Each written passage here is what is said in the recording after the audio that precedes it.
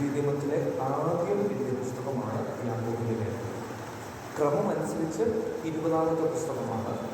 എന്നാൽ എഴുതപ്പെട്ട കാലമനുസരിച്ച് ആദ്യം എഴുതിയ പുസ്തകമാണ് യാക്കോബിൻ്റെ ലേഖനം. ഇതൊരു പൊതുലേഖനമാണ്. പൊതുലേഖനങ്ങൾ പൊതുനിയമത്തിലെത്തുന്നുണ്ട്. പൊതുലേഖനങ്ങൾ സഭകൾക്കുള്ളതുണ്ട്, വ്യക്തികൾക്കുള്ളതുണ്ട്, പൊതുവായിട്ടുള്ള ലേഖനങ്ങളുണ്ട്. പൊതുലേഖനങ്ങൾ എത്രണ്ണമുണ്ട്? പൊതുവായ ലേഖനങ്ങൾ ഏതൊക്കെ ആയിരിക്കും? പൊതുവായ ലേഖനം യാക്കോബ് പൊതുവായിട്ടുള്ള ലേഖനമാണ്. 1, 2 പത്രോസ് പൊതുവായിട്ടുള്ള ഒരു ലേഖനമാണ്. 1, 2, 3 യോഹന്നാൻ അത് പൊതുവായിട്ടുള്ള ലേഖനമാണ്. യൂദ 7 ലേഖനങ്ങളാണ് പൊതുലേഖനങ്ങൾ. അതായത് ഇപ്പം എഫേസ് ലേഖനം, റോമാലേഖനം, കൊരിന്ത്യൻ ലേഖനം, ഫിലിപ്പി ലേഖനം, കൊലോസി ലേഖനം ഇതൊക്കെ സഭകൾക്കുള്ള ലേഖനമാണ്. തീത്തോസ്, ഫിലമോൻ, അതുപോലെ തിമോത്തിയോസ് അതൊക്കെ വ്യക്തികൾക്കുള്ള ലേഖനം. പൊതുവായിട്ടുള്ള ലേഖനങ്ങൾ 7 എണ്ണമാണ്. ഈ 7 പൊതുലേഖനങ്ങളിൽ ഒരു ലേഖനമാണ് യാക്കോബിൻ്റെ ലേഖനം. 7 പൊതുലേഖനങ്ങൾ എന്ന് പറയുന്നത് യാക്കോബ് 1, 2 പത്രോസ്, 1, 2 പത്രോസ്, 1, 2, 3 യോഹന്നാൻ, യൂദ ഇത്രയുമാണ് പൊതുലേഖനങ്ങൾ. ആ പൊതുലേഖനങ്ങളിൽ ഒരു ലേഖനമാണ് യാക്കോബിൻ്റെ ലേഖനം. ഇത് എഴുതിയ കാലം ഏതൊരു പുസ്തകം പഠിക്കുമ്പോഴും ആ എഴുതിയ കാലം നമ്മളൊന്ന് പഠിക്കാറുണ്ട്. കൃത്യമായ ഇന്ന വർഷം ഇന്ന മാസം എഴുതി എന്നുള്ളത് നമുക്ക് അറിഞ്ഞുകൂടാ. എന്നാൽ ഇത് എഴുതിയ കാലം ഏകദേശം 45-നും 48-നും ഇടയിലാണ്. AD 45-നും 48-നും ഇടയിലാണ് യാക്കോബിൻ്റെ ലേഖനം എഴുതിയത്. പുതിയ നിയമത്തിൽ ആദ്യം എഴുതപ്പെട്ട പുസ്തകമാണ് യാക്കോബിൻ്റെ ലേഖനം. പുസ്തകക്രമമനുസരിച്ച് 20ാമത്തെ ലേഖനമാണ്. പൊതുലേഖനങ്ങളിൽ ഒന്നാണ്. എഴുതിയ കാലം എന്ന് പറയുന്നത് AD 45-നും 48-നും ഇടയിലാണ്. AD 45-നും 48-നും ഇടയിൽ എഴുതിയ ലേഖനമാണ് യാക്കോബിൻ്റെ ലേഖനം. അതിൻ്റെ ഒരു തെളിവ് 2 കാര്യങ്ങളാണ് അതിനോടുള്ള ബന്ധത്തിലുള്ളത്. ഒന്ന്, ചരിത്രകാരനായ ജോസിഫസ് രേഖപ്പെടുത്തിയിട്ടുള്ളത് AD 62-ൽ യാക്കോബ് കൊല്ലപ്പെട്ടു എന്നുള്ളതാണ്. AD 62-ൽ യാക്കോബ് കൊല്ലപ്പെട്ടു. അതായത് ചരിത്രകാരനായ ജോസിഫസിൻ്റെ എഴുത്തനുസരിച്ച് AD 62-ൽ യാക്കോബ് കൊല്ലപ്പെട്ടു. അങ്ങനെയെങ്കിൽ AD 62-ന് മുൻപ് യാക്കോബ് ഈ പുസ്തകം എഴുതിയിട്ടുണ്ട്. അത് ഒന്നാമത്തെ തെളിവ്. ഇനിയിപ്പോൾ 2, ഈ യെരുശലേം കൗൺസിൽ, അതായത് അപ്പോസ്തല പ്രവൃത്തി പുസ്തകം 15-ാം അധ്യായത്തിൽ പറഞ്ഞിട്ടുള്ള യെരുശലേം കൗൺസിൽ, അത് വലിയ ഒരു പ്രശ്ന പരിഹാരത്തിന് വേണ്ടി കൂടിയ ഒരു കൗൺസിൽ മീറ്റിംഗ് ആണ്. അതിൻ്റെ അധ്യക്ഷൻ ആരാണ്? അതിൻ്റെ ചെയർമാൻ അല്ലെങ്കിൽ ആ മീറ്റിങ്ങിന്, ആ കൗൺസിലിന് നേതൃത്വം വഹിച്ചത് ആരായിരുന്നു? യാക്കോബാണ്. അത് AD 49-ലാണ്. AD 49-ലാണ് യെരുശലേം കൗൺസിൽ കൂടിയത്. അതിൻ്റെ അധ്യക്ഷൻ അല്ലെങ്കിൽ നേതൃത്വം വഹിച്ചത് യാക്കോബാണ്. പക്ഷേ തൻ്റെ ലേഖനത്തിൽ ഈ യെരുശലേം കൗൺസിലിനെ കുറിച്ചുള്ള ഒരു പരാമർശവും ഇല്ല. ന്യായമായ നിലയിൽ പുതിയ നിയമസഭ നേരിട്ട ഏറ്റവും വലിയ ഒരു പ്രശ്നമാണ്. ആ പ്രശ്നത്തിൻ്റെ ഒരു പരിഹാരത്തിന് വേണ്ടി യെരുശലേം കൗൺസിൽ എന്ന നിലയിൽ കൂടിയ മീറ്റിങ്ങിൻ്റെ അധ്യക്ഷൻ, ചെയർമാൻ, നിയന്ത്രിച്ചത് യാക്കോബാണ്. ന്യായമായ നിലയിൽ ഇതിന് ശേഷമാണ് ഈ പുസ്തകം എഴുതുന്നതെങ്കിൽ ഇതിനെക്കുറിച്ചുള്ളൊരു പരാമർശം ആ പുസ്തകത്തിൽ വരും. അതുകൊണ്ട് AD 49-ൽ യെരുശലേം കൗൺസിൽ കൂടുകയുണ്ടായി. ആ കൗൺസിലിൻ്റെ ആ മീറ്റിങ്ങിൻ്റെ അധ്യക്ഷൻ യാക്കോബാണ്. എന്നാൽ തൻ്റെ ലേഖനത്തിൽ യെരുശലേം കൗൺസിലിനെ കുറിച്ചുള്ള യാതൊരു പരാമർശങ്ങൾ ഒന്നും തന്നെ ഇല്ല. അതുകൊണ്ട് AD 49-ന് മുൻപ് ഈ പുസ്തകം. ഈ 2 തെളിവുകളാണ്. ഇതിലധികം തെളിവുകളൊക്കെ ഉണ്ട്. പക്ഷേ ഇത് പൊതുവെ അംഗീകരിച്ച 2 തെളിവ്. ഒന്ന്, AD 62-ൽ യാക്കോബ് കൊല്ലപ്പെട്ടു, അതിന് മുൻപ് എഴുതിയ ലേഖനമാണ്. 2, AD 49-ൽ യെരുശലേം കൗൺസിൽ കൂടുകയുണ്ടായി.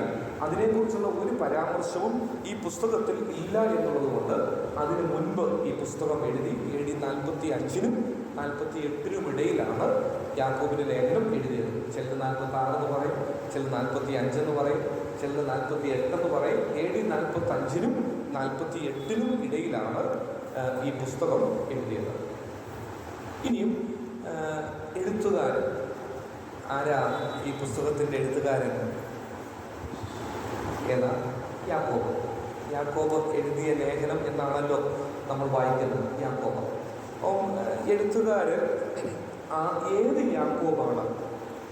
പുതിയ നിയമത്തിൽ 5 യാക്കോബുമാരെ കുറിച്ച് പറയുന്നുണ്ട്. പുതിയ നിയമത്തിൽ 5 യാക്കോബുമാരെ കുറിച്ച് പറയുന്നുണ്ട്. അതിൽ ഏത് യാക്കോബാണ് ഈ ലേഖനം എഴുതിയത് എന്നുള്ളതാണ് നമ്മൾ അടുത്തതായി ചിന്തിക്കാനായിട്ട് പോകുന്നത്. എഴുത്തുകാരൻ ആര്? അത് യാക്കോബാണ്. പുതിയ നിയമത്തിൽ 5 യാക്കോബുമാരുണ്ട്. ഏതൊക്കെയാ? ഒന്ന്, സെബദിയുടെ മകനും യോഹന്നാന്റെ സഹോദരനുമായ യാക്കോബ്. സെബദിയുടെ മകനും യോഹന്നാന്റെ സഹോദരനുമായ യാക്കോബ്. മത്തായി 4:17 മുതൽ 22 വരെ. മത്തായി 4:17 മുതൽ 22 വരെ. 2, യേശുവിൻ്റെ അമ്മയായ മറിയയുടെ സഹോദരി മകൻ യാക്കോബ്. മത്തായി 10:4. മത്തായി 10:4. യേശുവിൻ്റെ അമ്മയായ മറിയയുടെ സഹോദരി മകൻ യാക്കോബ്. മത്തായി 10:4. 3, യൂദയുടെ പിതാവായ യാക്കോബ്. പ്രവൃത്തി 1:13. അപ്പോസ്തല പ്രവൃത്തി 1:13. 4, യോസെഫിൻ്റെ പിതാവായ യാക്കോബ്. യോസെഫിൻ്റെ പിതാവായ യാക്കോബ്. മത്തായി 1:15-16. മത്തായി 1:15-16. 5, കർത്താവിൻ്റെ സഹോദരനായ യാക്കോബ്. മത്തായി 13:55. ഈ നോട്ട്സിൽ ആ വിഷയങ്ങളെല്ലാം തന്നെ ഉണ്ട്. ഈ പറയുന്ന കാര്യങ്ങളൊക്കെ നോട്ട്സിൽ ഉള്ളതാണ്. കർത്താവിൻ്റെ സഹോദരൻ യാക്കോബ്. മത്തായി 13:55. അപ്പം ഈ 5 യാക്കോബുമാർ പുതിയ നിയമത്തിലുണ്ട്. അതിൽ കർത്താവിൻ്റെ സഹോദരനായ യാക്കോബാണ് ഈ പുസ്തകം എഴുതിയത്. ഈ ലേഖനം എഴുതിയത് കർത്താവിൻ്റെ സഹോദരനായ യാക്കോബാണ്. പക്ഷേ ഈ യാക്കോബ് കർത്താവിൻ്റെ പരസ്യ ശുശ്രൂഷയുടെ കാലഘട്ടത്തിൽ ആരും വിശ്വസിച്ചിട്ടില്ല. ആരില്ല? കർത്താവിൽ വിശ്വസിച്ചിട്ടില്ല. യാക്കോബ് ഈ കർത്താവിൻ്റെ ഐഹിക പരസ്യ ശുശ്രൂഷയുടെ ജീവിതകാലത്ത് കർത്താവിൽ വിശ്വസിച്ച ഒരാളല്ല. 1-2 വാക്യങ്ങൾ നമുക്കൊന്ന് വായിക്കാം. യോഹന്നാൻ്റെ സുവിശേഷം 7-ാം അധ്യായം 5-ാം വാക്യം ഒന്ന് വായിച്ചേ. യോഹന്നാൻ്റെ സുവിശേഷം 7-ാം അധ്യായം 5-ാം വാക്യം.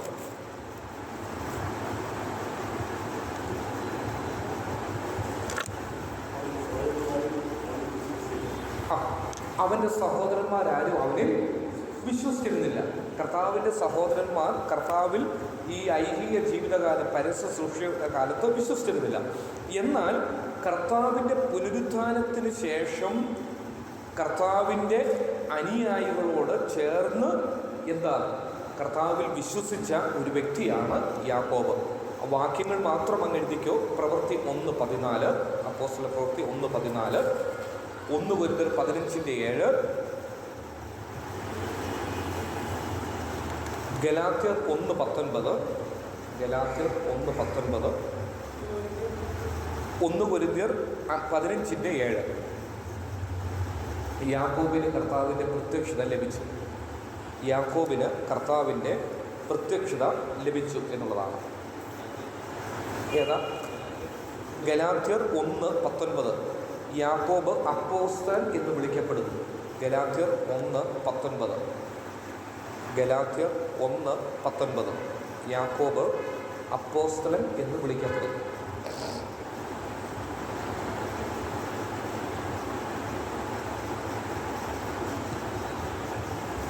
അപ്പം കർത്താവിൻ്റെ സഹോദരനായ യാക്കോബാണ് എഴുത്തുകാരൻ. അത് മുമ്പോട്ട് വരുമ്പോൾ ആ വിഷയം പറയാം. ഇനി അടുത്തത് ഗിരിപ്രഭാഷണവും യാക്കോബിൻ്റെ ലേഖനവും തമ്മിലുള്ള സാമ്യം.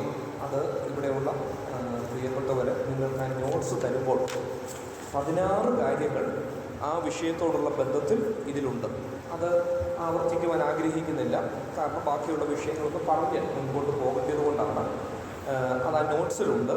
ഈ ഗിരിപ്രഭാഷണം അല്ലെങ്കിൽ കർത്താവിൻ്റെ പർവ്വത പ്രസംഗവും യാക്കോബിൻ്റെ ലേഖനവും തമ്മിൽ ഒരു നല്ല ബന്ധമുണ്ട്. അവിടെ ന്യായമായ ഒരു ചോദ്യമുണ്ട്. ഈ പർവ്വത പ്രസംഗത്തിൽ യാക്കോബ് കർത്താവിൻ്റെ ശിഷ്യനായിരുന്നോ? അല്ല. കർത്താവിൽ വിശ്വസിച്ചില്ല. കർത്താവിൻ്റെ സഹോദരങ്ങൾ ആരും കർത്താവിൻ്റെ ഈ പരസ്യ ശുശ്രൂഷയുടെ നാളുകളിൽ കർത്താവിൽ വിശ്വസിച്ചില്ല. അങ്ങനെയെങ്കിൽ ഈ യാക്കോബ് ഈ പർവ്വത പ്രസംഗത്തിലെ 16 ആശയങ്ങൾ ഈ യാക്കോബിൻ്റെ ലേഖനത്തിൽ എങ്ങനെ? ന്യായമായ ഒരു ചോദ്യമുണ്ട്. അതിന് വേദപണ്ഡിതാക്കളൊക്കെ പറയുന്ന അതിൻ്റെ ഒരു സൊല്യൂഷൻ ഇത്രയേ ഉള്ളൂ. ഈ പർവ്വത പ്രസംഗം കർത്താവ് ശിഷ്യന്മാരുമായി ഒരു ഉയർന്ന മലയിൽ ഇരുന്ന് സംസാരിക്കുക. ഉയർന്ന മലയിൽ കർത്താവ് ഇരിക്കുന്നു, ശിഷ്യന്മാർ തൻ്റെ മുൻപിൽ അവിടങ്ങളിലൊക്കെ ഇരിക്കുന്നു. ഏതോ ഒരു ഭാഗത്ത് യാക്കോബ് വന്ന് ഇരുന്നു. എന്താ ഇതിൻ്റെ കാരണം? എന്തായിരിക്കും കാരണം? തൻ്റെ സ്വന്തം സഹോദരനായ ഈ കർത്താവ് എന്താണ് താൻ പറയുന്നത്? ഈ പർവ്വത പ്രസംഗം കർത്താവിൻ്റെ ആദ്യത്തെ ഒരു പ്രസംഗമാണല്ലോ. എന്താണ് എൻ്റെ സഹോദരനായ ഈ മനുഷ്യൻ ഇവരോട് പറയാൻ പോകുന്നതെന്ന് കേൾപ്പാൻ ഏതെങ്കിലും ഒരു ഭാഗത്ത് ഇരുന്ന് ഇതൊക്കെ ശ്രദ്ധിച്ചു. കർത്താവിൽ വിശ്വസിച്ചില്ല, ശിഷ്യഗണത്തിൽ ഉൾപ്പെട്ടിട്ടില്ല. പക്ഷേ സ്വന്തം, ഇപ്പോൾ നമുക്കറിയാമല്ലോ, രാഷ്ട്രീയത്തിലോ മതത്തിലോ ഒക്കെ നമ്മുടെ സ്വന്തം സഹോദരങ്ങൾ നല്ല ഉയർന്ന സ്ഥാനത്തൊക്കെ ഉണ്ടെങ്കിലും കാലങ്ങൾ കഴിയുമ്പോഴല്ല, അവരുടെയൊക്കെ ആ പൊതുരംഗം, പൊതു പ്രവർത്തനങ്ങൾ ആരംഭിക്കുമ്പോൾ അവരുടെയൊക്കെ പ്രസംഗമൊക്കെ ഒന്ന് കേൾപ്പാൻ എന്ത് ചെയ്യും? നമ്മൾ ചിലപ്പോൾ ഒന്ന് കൂടെയൊക്കെ പോകും. നമുക്ക് വലിയ താല്പര്യം ആ പ്രവർത്തനങ്ങളിലോ ആ മണ്ഡലത്തിലോ ഇല്ല. പക്ഷേ എൻ്റെ സഹോദരൻ്റെ പ്രസംഗം ഒന്ന് കേൾക്കാം, എന്താണ് എൻ്റെ സഹോദരൻ പറയാൻ പോകുന്നത് എന്നുള്ള ആഗ്രഹത്തോടു കൂടെ പോകുന്നതാണ്.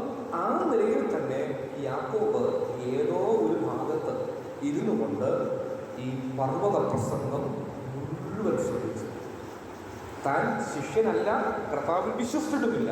പക്ഷേ യാക്കോബ് കർത്താവിൽ വിശ്വസിച്ച് കഴിഞ്ഞപ്പോൾ അന്ന് കേട്ട കാര്യങ്ങൾ മുഴുവൻ എന്ത് ചെയ്തു?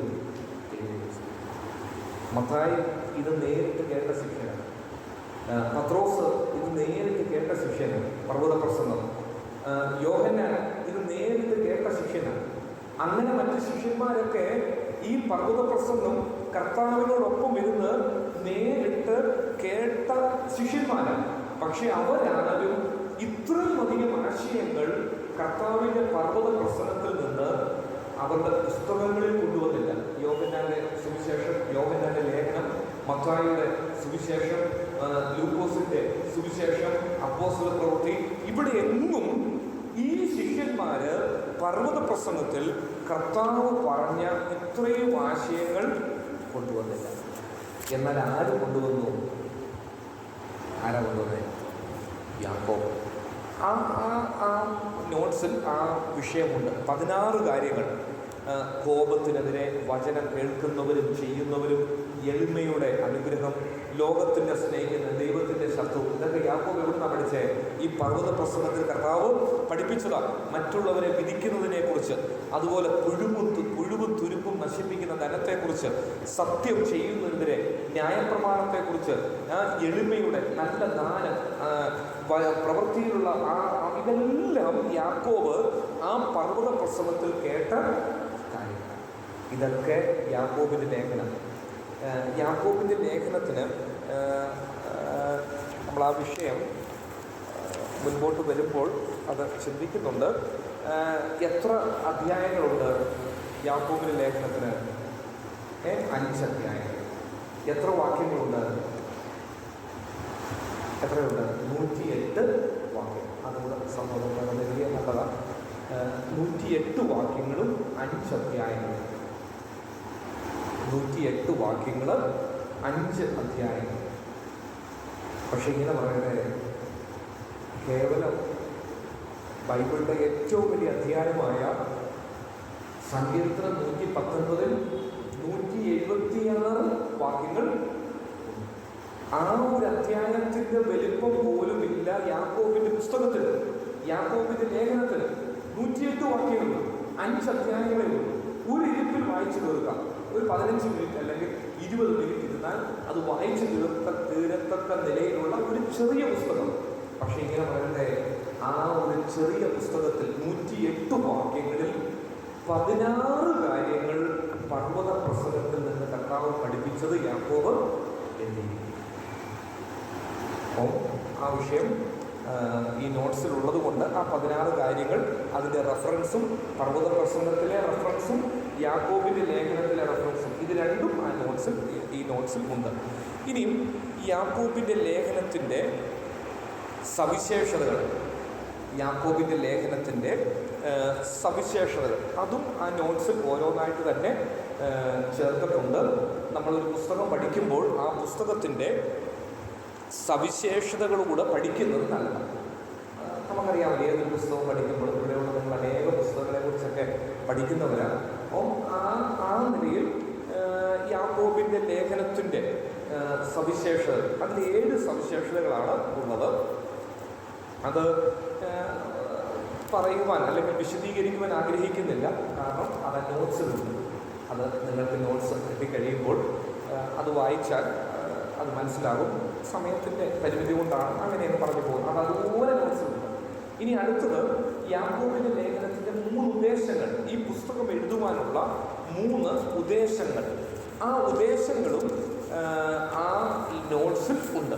യാക്കോബിൻ്റെ ലേഖനത്തിൻ്റെ 3 ഉദ്ദേശങ്ങൾ, ആ ഉദ്ദേശങ്ങളും ഈ നോട്ട്സിൽ തന്നെ ഉണ്ട്. ആ നോട്ട്സിൽ അതുകൂടെ വായിച്ച് നമ്മൾ മനസ്സിലാക്കുക. ഒരു പുസ്തകം പഠിക്കുമ്പോൾ ആ പുസ്തകം എഴുതുന്നതിൻ്റെ പിൻപിലുള്ള ഉദ്ദേശങ്ങളാണ്. ഇനിയും ഇതിനകത്ത് താക്കോൽ വാക്യം, യാക്കോബിൻ്റെ ലേഖനത്തിലെ താക്കോൽ വാക്യം, യാക്കോബ് 2:17. യാക്കോബ് 2:17. യാക്കോബിൻ്റെ ലേഖനം 2-ാം അധ്യായം 17-ാം വാക്യം. പിന്നെ വാക്യങ്ങൾ 108, അധ്യായങ്ങൾ 5. അത് നമ്മൾ മുമ്പ് എഴുതുവാനിടയായി. ഇനിയും ഒരു വിഷയം കൂടെ പറയാൻ ആഗ്രഹിക്കുക. അതായത് ഈ യാക്കോബിൻ്റെ ലേഖനത്തെ ഏറ്റവും അധികം വിമർശിച്ച ഒരു വ്യക്തിയാണ് മാർട്ടിൻ ലൂതർ. നമുക്കറിയാം, നവീകരണ പ്രസ്ഥാനത്തിന് നേതൃത്വം കൊടുത്ത, പ്രൊട്ടസ്റ്റൻ്റ് പ്രസ്ഥാനത്തിന് നേതൃത്വം കൊടുത്ത, 15-ാം നൂറ്റാണ്ടിൽ നേതൃത്വം കൊടുത്ത ആളാണ് മാർട്ടിൻ ലൂതർ. ആ മാർട്ടിൻ ലൂതർ ഈ പുസ്തകത്തെ ഏറ്റവും അധികം വിമർശിച്ചു. അതുമാത്രമല്ല, അദ്ദേഹം പറഞ്ഞൊരു വാക്ക്, ഇത് വൈക്കോൽ ലേഖനമാണ്, വെറും കത്തിച്ച് കളയാൻ ഒരു പ്രയോജനവുമില്ല. വൈക്കോൽ ലേഖനമെന്നാണ്, യാതൊരു വിലയുമില്ലാത്ത ലേഖനമെന്നാണ് ഈ പുസ്തകത്തെ മാർട്ടിൻ ലൂതർ വിലയിരുത്തിയത്. അത് അദ്ദേഹത്തിന് പറ്റിയ ഒരു അതായത് അബദ്ധം എന്ന് വേണമെങ്കിൽ പറയാം. കാരണം മാർട്ടിൻ ലൂതർ പ്രവൃത്തിയിലൂടെയുള്ള രക്ഷ കത്തോലിക്ക സഭ പഠിപ്പിച്ച് പാപപരിഹാര ചീട്ടൊക്കെ നിലവിലുള്ളപ്പോൾ വിശ്വാസത്താൽ മാത്രമാണ് രക്ഷ എന്ന് പഠിപ്പിച്ച ആരാണ് മാർട്ടിൻ ലൂതർ. വിശ്വാസത്താൽ മാത്രം രക്ഷ. ഈ മാർട്ടിന് ഈ പുസ്തകം നോക്കിയപ്പോൾ പ്രവൃത്തി പ്രവൃത്തി പ്രവൃത്തി പ്രവൃത്തി പ്രവൃത്തി എന്നാണ് ആര് കാണുന്നത്? ഈ മാർട്ടിൻ കാണുന്നത്. മാർട്ടിൻ ലൂതർ 96-97 പ്രബന്ധങ്ങൾ ഒരു വലിയ ആ ബോർഡിൽ എഴുതി, ആ വലിയ ആ പള്ളിയുടെ മുൻപിൽ എഴുതി പ്രതിഷ്ഠിച്ചു. പാപപരിഹാരത്തിന് ഒറ്റ വഴി, ഒറ്റ മാർഗം കർത്താവായ യേശു ക്രിസ്തുവിൽ വിശ്വാസത്താലുള്ള രക്ഷ മാത്രം. അതുകൊണ്ട് മാർട്ടിൻ എന്ത് ചെയ്തു? ഈ പുസ്തകത്തെ ശക്തമായി വിമർശിക്കുവാനിട. കാരണം യാക്കോബിൻ്റെ ലേഖനം എന്ന് പറഞ്ഞാൽ എന്താ? വിശ്വാസം പ്രവൃത്തിയിലൂടെ എന്നുള്ളതല്ല, വിശ്വാസം പ്രവൃത്തിയിലൂടെ എന്നുള്ളതല്ല. വിശ്വസിച്ചവർക്ക് എന്ത് വേണം? പ്രവൃത്തി വേണം. അതുകൊണ്ടാണ് ഈ പുസ്തകത്തിൽ ഇതിന് വളരെ പ്രാധാന്യം കൊടുത്തിട്ടുള്ളത്. പ്രവൃത്തിയില്ലാത്ത വിശ്വാസം നിർജീവമത്രേ, ചത്തതിന് തുല്യമാണ്. പ്രവൃത്തി, ഒന്നാം അധ്യായം പ്രവൃത്തി, രണ്ടാം അധ്യായം പ്രവൃത്തി, ഓരോ അധ്യായങ്ങളിലും പ്രവൃത്തിക്ക് വളരെ പ്രാധാന്യം കൊടുക്കുന്നതായിട്ട് മാർട്ടിൻ ലൂതറിന് തോന്നിയതുകൊണ്ട് മാർട്ടിൻ ലൂതർ ഈ പുസ്തകത്തെ ഏറ്റവും അധികം വിമർശിക്കുവാൻ, പക്ഷേ അത് അദ്ദേഹത്തിന് സംഭവിച്ച ഒരു അബദ്ധം എന്ന് മാത്രമേ ഉള്ളൂ. ഈ പുസ്തകം പോലെ പ്രായോഗിക വിഷയങ്ങൾ, ഒരു ദേവദാസൻ ഇതിനെക്കുറിച്ച് പറയുന്നത് പ്രായോഗിക വിഷയങ്ങളുടെ കലവറ എന്നാണ്. പ്രായോഗിക വിഷയങ്ങളുടെ കലവറ എന്നാണ് ഇതിനെക്കുറിച്ച് പറയുന്നത്. ഏതാണ്? യാക്കോബിൻ്റെ ലേഖനത്തെക്കുറിച്ച്.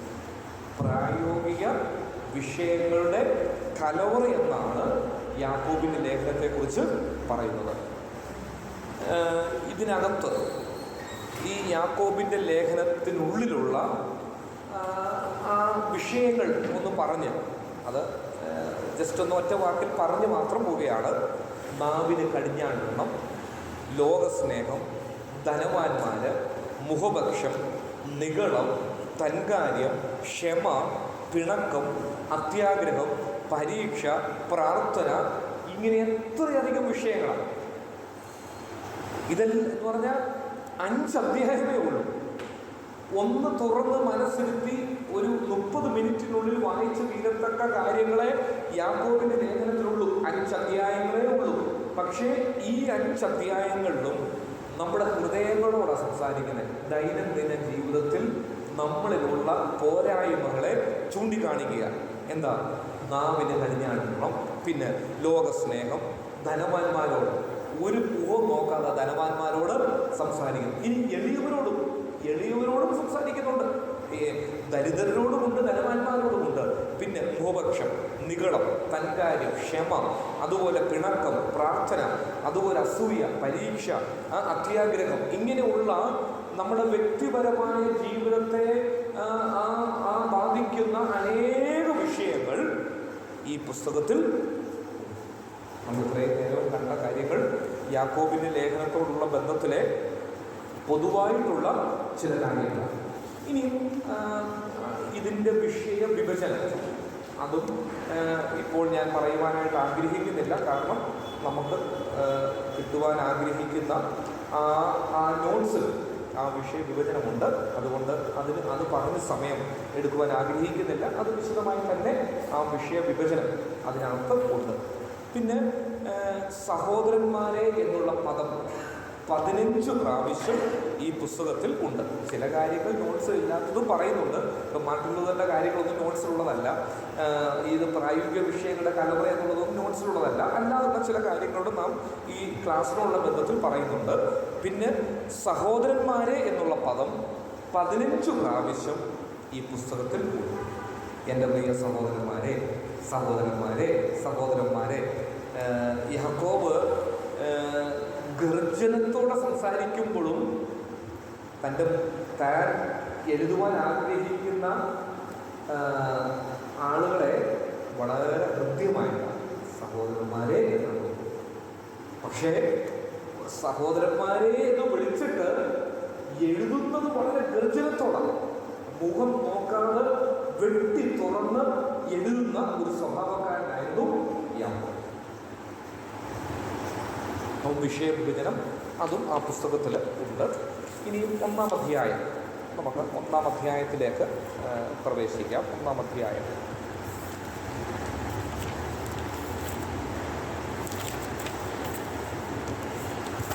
യാക്കോബിൻ്റെ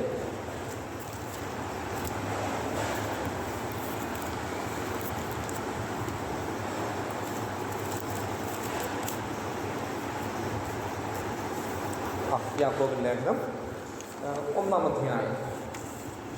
ആ 1-ാം അധ്യായത്തിൻ്റെ 1-ാം വാക്യം അത് ഒരു വന്ദനം എന്നുള്ളതാണ്. യാക്കോബ് ലേഖനം 1-ാം അധ്യായം 1-ാം വാക്യം അതൊരു വന്ദനം. നാം ഓടിച്ച് ഒന്ന് പറഞ്ഞു പോവുകയാണ്, വിശദീകരിക്കാനൊന്നും നമ്മുടെ മുമ്പിൽ സമയമില്ല.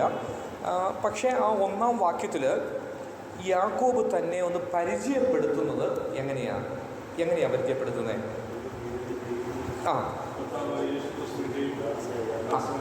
ദൈവത്തിൻ്റെയും കർത്താവായ യേശുക്രിസ്തുവിൻ്റെയും ദാസനായ യാക്കോബ്. ദാസൻ. യാക്കോബിന് ഇങ്ങനെ വേണേൽ പറയാം, എന്താ, കർത്താവായ യേശു ക്രിസ്തുവിൻ്റെ സ്വന്തം സഹോദരനായ യാക്കോബായ ഞാൻ എന്ന്. പക്ഷേ അതൊന്നും യാക്കോബിന് വിഷയമല്ല, അതൊന്നും യാക്കോബിന് വേണ്ട. യാക്കോബ് തന്നെ പരിചയപ്പെടുത്തുന്നത് ഒരു ദാസൻ, അടിമ ദാസൻ, ഡൂലോസ് എന്ന പദമാണ് ഉപയോഗിച്ചത്.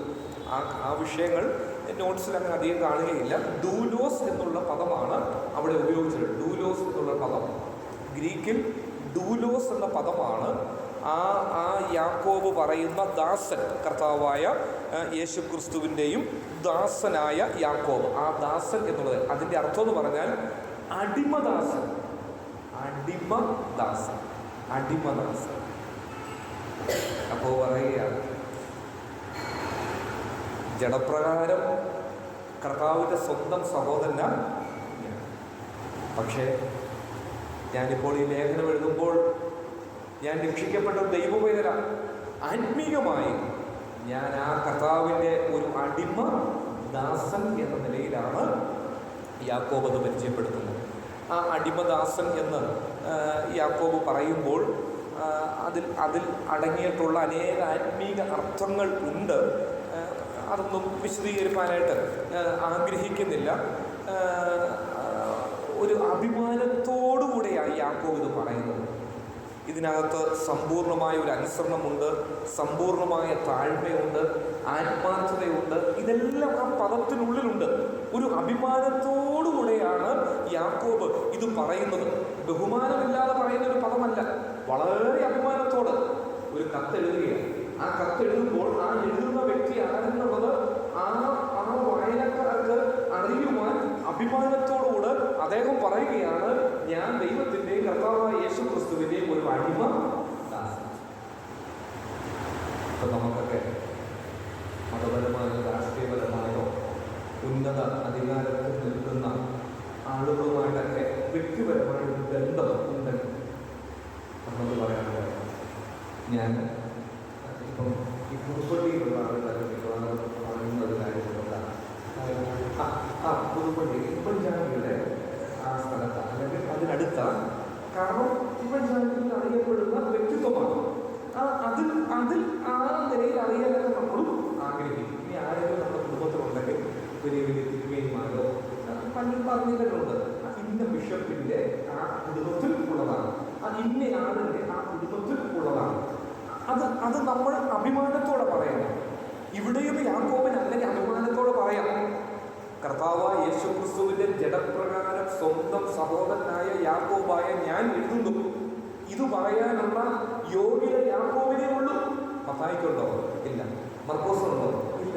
ലൂക്കോസിനുണ്ടോ? ഇല്ല. യോഹന്നാനുണ്ടോ? ഇല്ല. ഇത് പറയാനുള്ള യോഗ്യത യാക്കോബിനേ ഉള്ളൂ. പക്ഷേ യാക്കോബ് പറയുന്നത് അഭിമാനത്തോടുകൂടെ യാക്കോബ് പറയുകയാണ്, ഞാൻ ഒരു അടിമ ദാസൻ എന്ന നിലയിലാണ്. ഇനി അടുത്ത വിഷയത്തിലേക്ക് നമുക്ക് വരാം. 1-ാം അധ്യായം, ആ 1-ാം വാക്യത്തിൽ തന്നെ ഒത്തിരി അന്തർലീനമായിട്ടുള്ള ആശയങ്ങളുണ്ട്. പക്ഷെ അവിടെ കൊണ്ട് നിർത്തുകയാണ്. ഇനി 2-ാം വാക്യം, 1-ാം അധ്യായം 2-ാം വാക്യം, പരിശോധനകൾ വിശ്വാസികൾക്ക് ഉണ്ട് എന്നുള്ളത് വെളിപ്പെടുത്തുകയാണ്. പരിശോധനകൾ വിശ്വാസികൾക്ക് ഉണ്ട് എന്നുള്ളതാണ് വെളിപ്പെടുത്തുന്നത്. വിവിധ പരീക്ഷകളിൽ നിങ്ങൾ അകപ്പെടുമ്പോൾ, അതാണ് 2-ാം വാക്യം. എൻ്റെ സഹോദരന്മാരെ, സഹോദരന്മാരെ എന്നുള്ള പദം അത് 15 പ്രാവശ്യമുണ്ട്. എൻ്റെ സഹോദരന്മാരെ, നിങ്ങൾ വിവിധ പരീക്ഷകളിൽ അകപ്പെടുമ്പോൾ. എന്താ ഇതിനർത്ഥം? എന്താ? വിശ്വാസികൾക്ക് എന്തുണ്ട്? പരിശോധനകൾ ഉണ്ട്. കർത്താവ് എന്താ തൻ്റെ ശിഷ്യന്മാരോട് പറഞ്ഞത്? നിങ്ങൾക്ക് ലോകത്തിൽ എന്തുണ്ട്? കഷ്ടമുണ്ട്. നിങ്ങളിൽ ചിലർക്കെന്നല്ല. ഇനി ഇവിടെ യാക്കോബ് ഇങ്ങനെ അങ്ങ്, എൻ്റെ സഹോദരന്മാരെ, നിങ്ങളിൽ ചിലർ വിവിധ പരീക്ഷകളിൽ അകപ്പെടുമ്പോൾ. അങ്ങനെയാണെങ്കിൽ ചിലർക്കൊക്കെ ഒരു എക്സ്ക്യൂസ് ഉണ്ട്. എന്താ? ഒരു പക്ഷേ എനിക്ക് കാണുന്നില്ല, മറ്റുള്ളവർക്കാണെങ്കിൽ. അങ്ങനെയല്ല, ഇതെല്ലാവർക്കും ഉണ്ട്. ഇന്ന് വൈകിയ സമയം നമ്മുടെ വിഷയത്തിൻ്റെ ഉള്ളിലേക്ക് നമ്മൾ ഇറങ്ങുന്നില്ല എങ്കിലും ഇങ്ങനെയൊന്ന് പറയട്ടെ, പരീക്ഷകൾ എല്ലാവർക്കും. അത് വ്യത്യസ്ത നിലയിലാണ്. ചിലർക്ക് ശാരീരികമായ പരിശോധന, ചിലർക്ക് സാമ്പത്തികമായി, ചിലർക്ക് മാനസികമായി.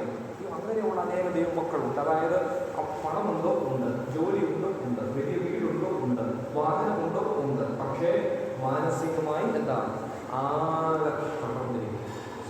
എനിക്ക് അങ്ങനെയുള്ള അനേകം പ്രിയപ്പെട്ടവരെ അറിയാം. എല്ലാം ഉണ്ട്, ഒന്നിനും കുറവില്ല, ഒന്നിനും കുറവ്. പക്ഷേ മാനസികമായി അനുഭവിക്കുന്ന പരീക്ഷ, ചിലർ ശാരീരികമായി, ചിലർ ദാരിദ്ര്യം അനുഭവിക്കുക, ചിലർ സാമ്പത്തികപരമായി, അങ്ങനെ വിവിധ നിലകളിലുള്ള പരീക്ഷകളാണ് ദൈവം ഓരോരുത്തർക്കും വെച്ചിട്ടുള്ളത്. അതെല്ലാവർക്കും. വാക്യങ്ങളൊക്കെ ഈ നോട്ട്സിൽ പറയാത്ത വാക്യങ്ങളുണ്ട്. പക്ഷെ ആ വാക്യങ്ങൾ പരീക്ഷയുള്ള ബന്ധത്തിൽ വേണേൽ ഒന്ന് എഴുതിയെടുത്തു. 1 പത്രോസ് 1:6, ഇയ്യോബ് 5:7, ഇയ്യോബ് 14:1, യെശയ്യാവ് 8:22, ഇങ്ങനെയൊക്കെയുള്ള വാക്യങ്ങളൊക്കെ അനേക പരീക്ഷകൾ. നമ്മൾ ആ വിഷയത്തിലേക്ക് പോകുന്നില്ല, പെട്ടെന്ന് മുൻപോട്ട് പോകാം. അപ്പം 2-ാം വാക്യം വിശ്വാസികൾക്ക് പരിശോധനയുണ്ട്. ഇനി 3-ാം വാക്യമോ, 1-ാം അധ്യായം 3-ാം വാക്യമോ, ഈ പരിശോധന എന്തുളവാക്കുന്നു? സ്ഥിരത ഉളവാക്കുന്നു. യാക്കോബ് പറയുക, എല്ലാവർക്കും പരിശോധനയുണ്ട്. പക്ഷേ അതിൻ്റെ 3-ാം വാക്യം, ആ പരിശോധന നിങ്ങളുടെ ജീവിതത്തിൽ വിശ്വാസത്തിൻ്റെ പരിശോധന എന്തുളവാക്കുന്നു? സ്ഥിരതയുളവാക്കുന്നു. സ്ഥിരതയുളവാക്കുന്നു. അവൻ സ്ഥിരത ഉളവാക്കുന്നത് കൊണ്ട് ഇതെങ്ങനെയെന്നെണ്ണണം? സന്തോഷമെന്നെണ്ണണം. അതാണ് 3-ാം വാക്യം. 3-ാം വാക്യത്തിൽ 2 ആശയങ്ങളാണ് യാക്കോബ് കൊണ്ടുവരുന്നത്. 2-ാം വാക്യം വിശ്വാസത്തിൻ്റെ പരിശോധന എല്ലാവർക്കും ഉണ്ട്. 3-ാം വാക്യം ആ പരിശോധന നമ്മുടെ സ്ഥിരത, വിശ്വാസത്തിൻ്റെ സ്ഥിരത ഉളവാക്കുവാൻ വേണ്ടിയാണ്. അടുത്ത ചോദ്യം, അതുകൊണ്ട് ഞാൻ എന്ത് ചെയ്യണം? ആ പരിശോധനയിൽ സന്തോഷിക്കണം. കർത്താവേ, നീ തരുന്നത് കർത്താവ് അനുവദിക്കാതെ ഒന്നും സംഭവിക്കുന്നു. എൻ്റെ പ്രിയ സഹോദരി സഹോദരന്മാരെ, അതിങ്ങനെ എന്ന് പറയട്ടെ, നമ്മുടെ കർത്താവ് അനുവദിക്കാതെ, ഒരു പാട്ടുണ്ടല്ലോ, എന്റേതാണെന്നറിയാതെ ഒന്നും എനിക്ക് സംഭവിക്കുകയില്ല. ശരിയാണ്. അതേതുമാകട്ടെ, നമ്മുടെ കർത്താവ് അറിയാതെ സംഭവിക്കുകയില്ല. കർത്താവ് അറിഞ്ഞു. അതെൻ്റെ പരിശോധന വിശ്വാസത്തിൻ്റെ സ്ഥിരത ഉളവാകുവാനാണ്. അതുകൊണ്ട് ഞാൻ എന്ത് ചെയ്യണം? അതിൽ സന്തോഷമെന്ന് എണ്ണണം. ഇനി 4-ാം വാക്യം കൂടെ ഒന്ന് വായിച്ചേ. 4-ാം വാക്യം,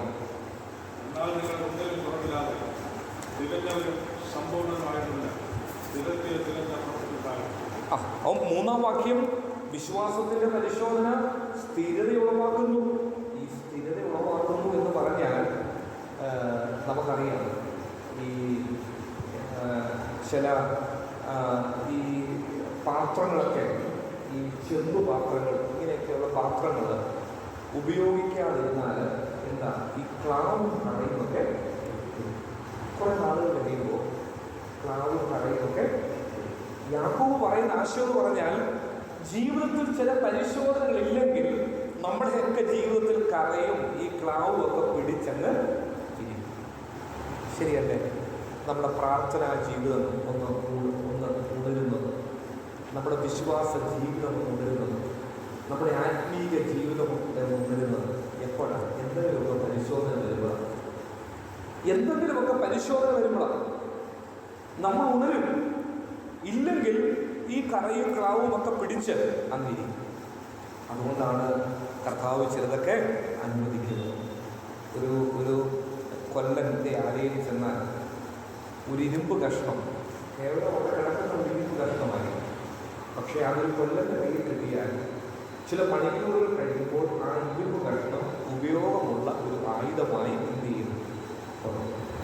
പക്ഷേ അത് പുറത്തു വന്നു കഴിഞ്ഞാൽ ഇരുമ്പ് ജീവനില്ലാതെ നമ്മൾ സംസാരിക്കേണ്ടതുണ്ട്. ഇരുമ്പിലൊക്കെ സംസാരിക്കാനായിട്ടുള്ള കഴിവുണ്ടെങ്കിൽ ഇരുമ്പിനോടൊന്ന് ചോദിക്കാം. നല്ലൊരു വാർത്തയായി, നല്ലൊരു വിശാന്തിയായി പുറത്തു വന്ന ആ ഉപകരണത്തോട് ഒന്ന് ചോദിക്കാം, ഇതെങ്ങനെയാണ് സംഭവിച്ചത്? അത് പറയും. വലിയ ശോധനയിലൂടെ ഒരു മനുഷ്യൻ വെറുതെ കിടന്നാൽ എന്നെ തീയിലോട്ടിട്ടു. ഇട്ടു മാത്രമല്ല, ആ തീയിലിട്ടെന്നെ ചുട്ട് ആ തീയിലിട്ടെന്നെ പഴുപ്പിച്ച് ആ വലിയ കൂട കൊണ്ട് തന്നെ അടിച്ചു പരത്തി എന്താണ് ഉപയോഗമുള്ള ഒരു ആയുധമാക്കി. ഇതാണ് വിശ്വാസത്തിന്റെ പരിശോധന. സ്ഥിരത ഉളവാക്കുന്നു എന്നുള്ളത് കൊണ്ട് നാം അതിനെ അശേഷം സന്തോഷിക്കുക. അനേകർക്ക് പ്രയോജനമുള്ള ഉപയോഗപ്രദമായിട്ടുള്ള ആ ഉപകരണങ്ങളായി നമ്മെ തീർക്കുവാൻ വേണ്ടിയാണ് ഈ പരിശോധന അനുവദിക്കുന്നത്. അതുകൊണ്ട് 4-ാം വാക്യം നാം ഇപ്പോൾ വായിച്ചേ, ഇതിന്റെ ആത്യന്തിക ഫലം എന്ന് പറയുന്നത് കുറവില്ലാത്തവരായി തികഞ്ഞവരും സമ്പൂർണരുമായി നമ്മെ തീർക്കുക. അതാണ് ഒരു പരിശോധനയുടെ ആത്യന്തിക ഫലം. 2-ാം വാക്യം വിശ്വാസികൾക്ക് പരിശോധനയുണ്ട്. 3-ാം വാക്യം ആ പരിശോധന വിശ്വാസികൾക്ക് സ്ഥിരത ഉളവാക്കുന്നു, അതുകൊണ്ട് അത് സന്തോഷമെന്നെണ്ണണം.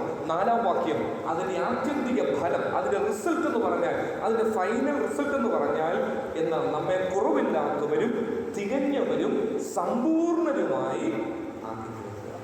ഇതാണ് ആ 3 വാക്യങ്ങളുടെ രത്നചുരുക്കം. ഇനി നമുക്ക് അടുത്ത വിഷയത്തിലേക്ക് പോകാം. 5 മുതൽ 8 വരെയുള്ള വാക്യങ്ങളാണ്. 5 മുതൽ 8 വരെയുള്ള വാക്യങ്ങൾ. ആ 5 മുതൽ 8 വരെയുള്ള വാക്യങ്ങളിൽ യാചിക്കുക എന്നുള്ളൊരു വിഷയമാണ്. യാചിക്കുക, വിശ്വാസമുള്ള ഒരു ഹൃദയം, യാചിക്കുക 5 മുതൽ 8 വരെയുള്ള ആ വാക്യങ്ങളിലെ ഒരു വിഷയമാണ്. അത് നമുക്കറിയാം, നിങ്ങളിൽ ഒരുത്തരും ജ്ഞാനം കുറവാകുന്നുവെങ്കിൽ. പക്ഷെ ഇങ്ങനെയെന്ന് പറയട്ടെ, യാക്കോബ് എഴുതിയ ഈ ജ്ഞാനം എന്ന് പറയുന്നത് ഏതാ ഈ ജ്ഞാനം? യാക്കോബ് പറയുക 5-ാം വാക്യം, നിങ്ങളിൽ ഒരുത്തരും ജ്ഞാനം കുറവാകുന്നുവെങ്കിൽ അവൻ ഫൽസിക്കാതെ എല്ലാവർക്കും ഔദാര്യമായി കൊടുക്കുന്നവനായ ദൈവത്തോട് യാചിക്കണം. വചനത്തിൻ്റെ ജ്ഞാനം. പക്ഷെ അതല്ല ഇവിടെ യാക്കോബ് ഉദ്ദേശിക്കുന്നത്. ഈ 2, 3, 4 വാക്യങ്ങളിൽ യാക്കോബ് എന്താ പറയുന്നത്? പരിശോധനയെക്കുറിച്ചാണ് പറയുന്നത്. പരിശോധനയെക്കുറിച്ച്.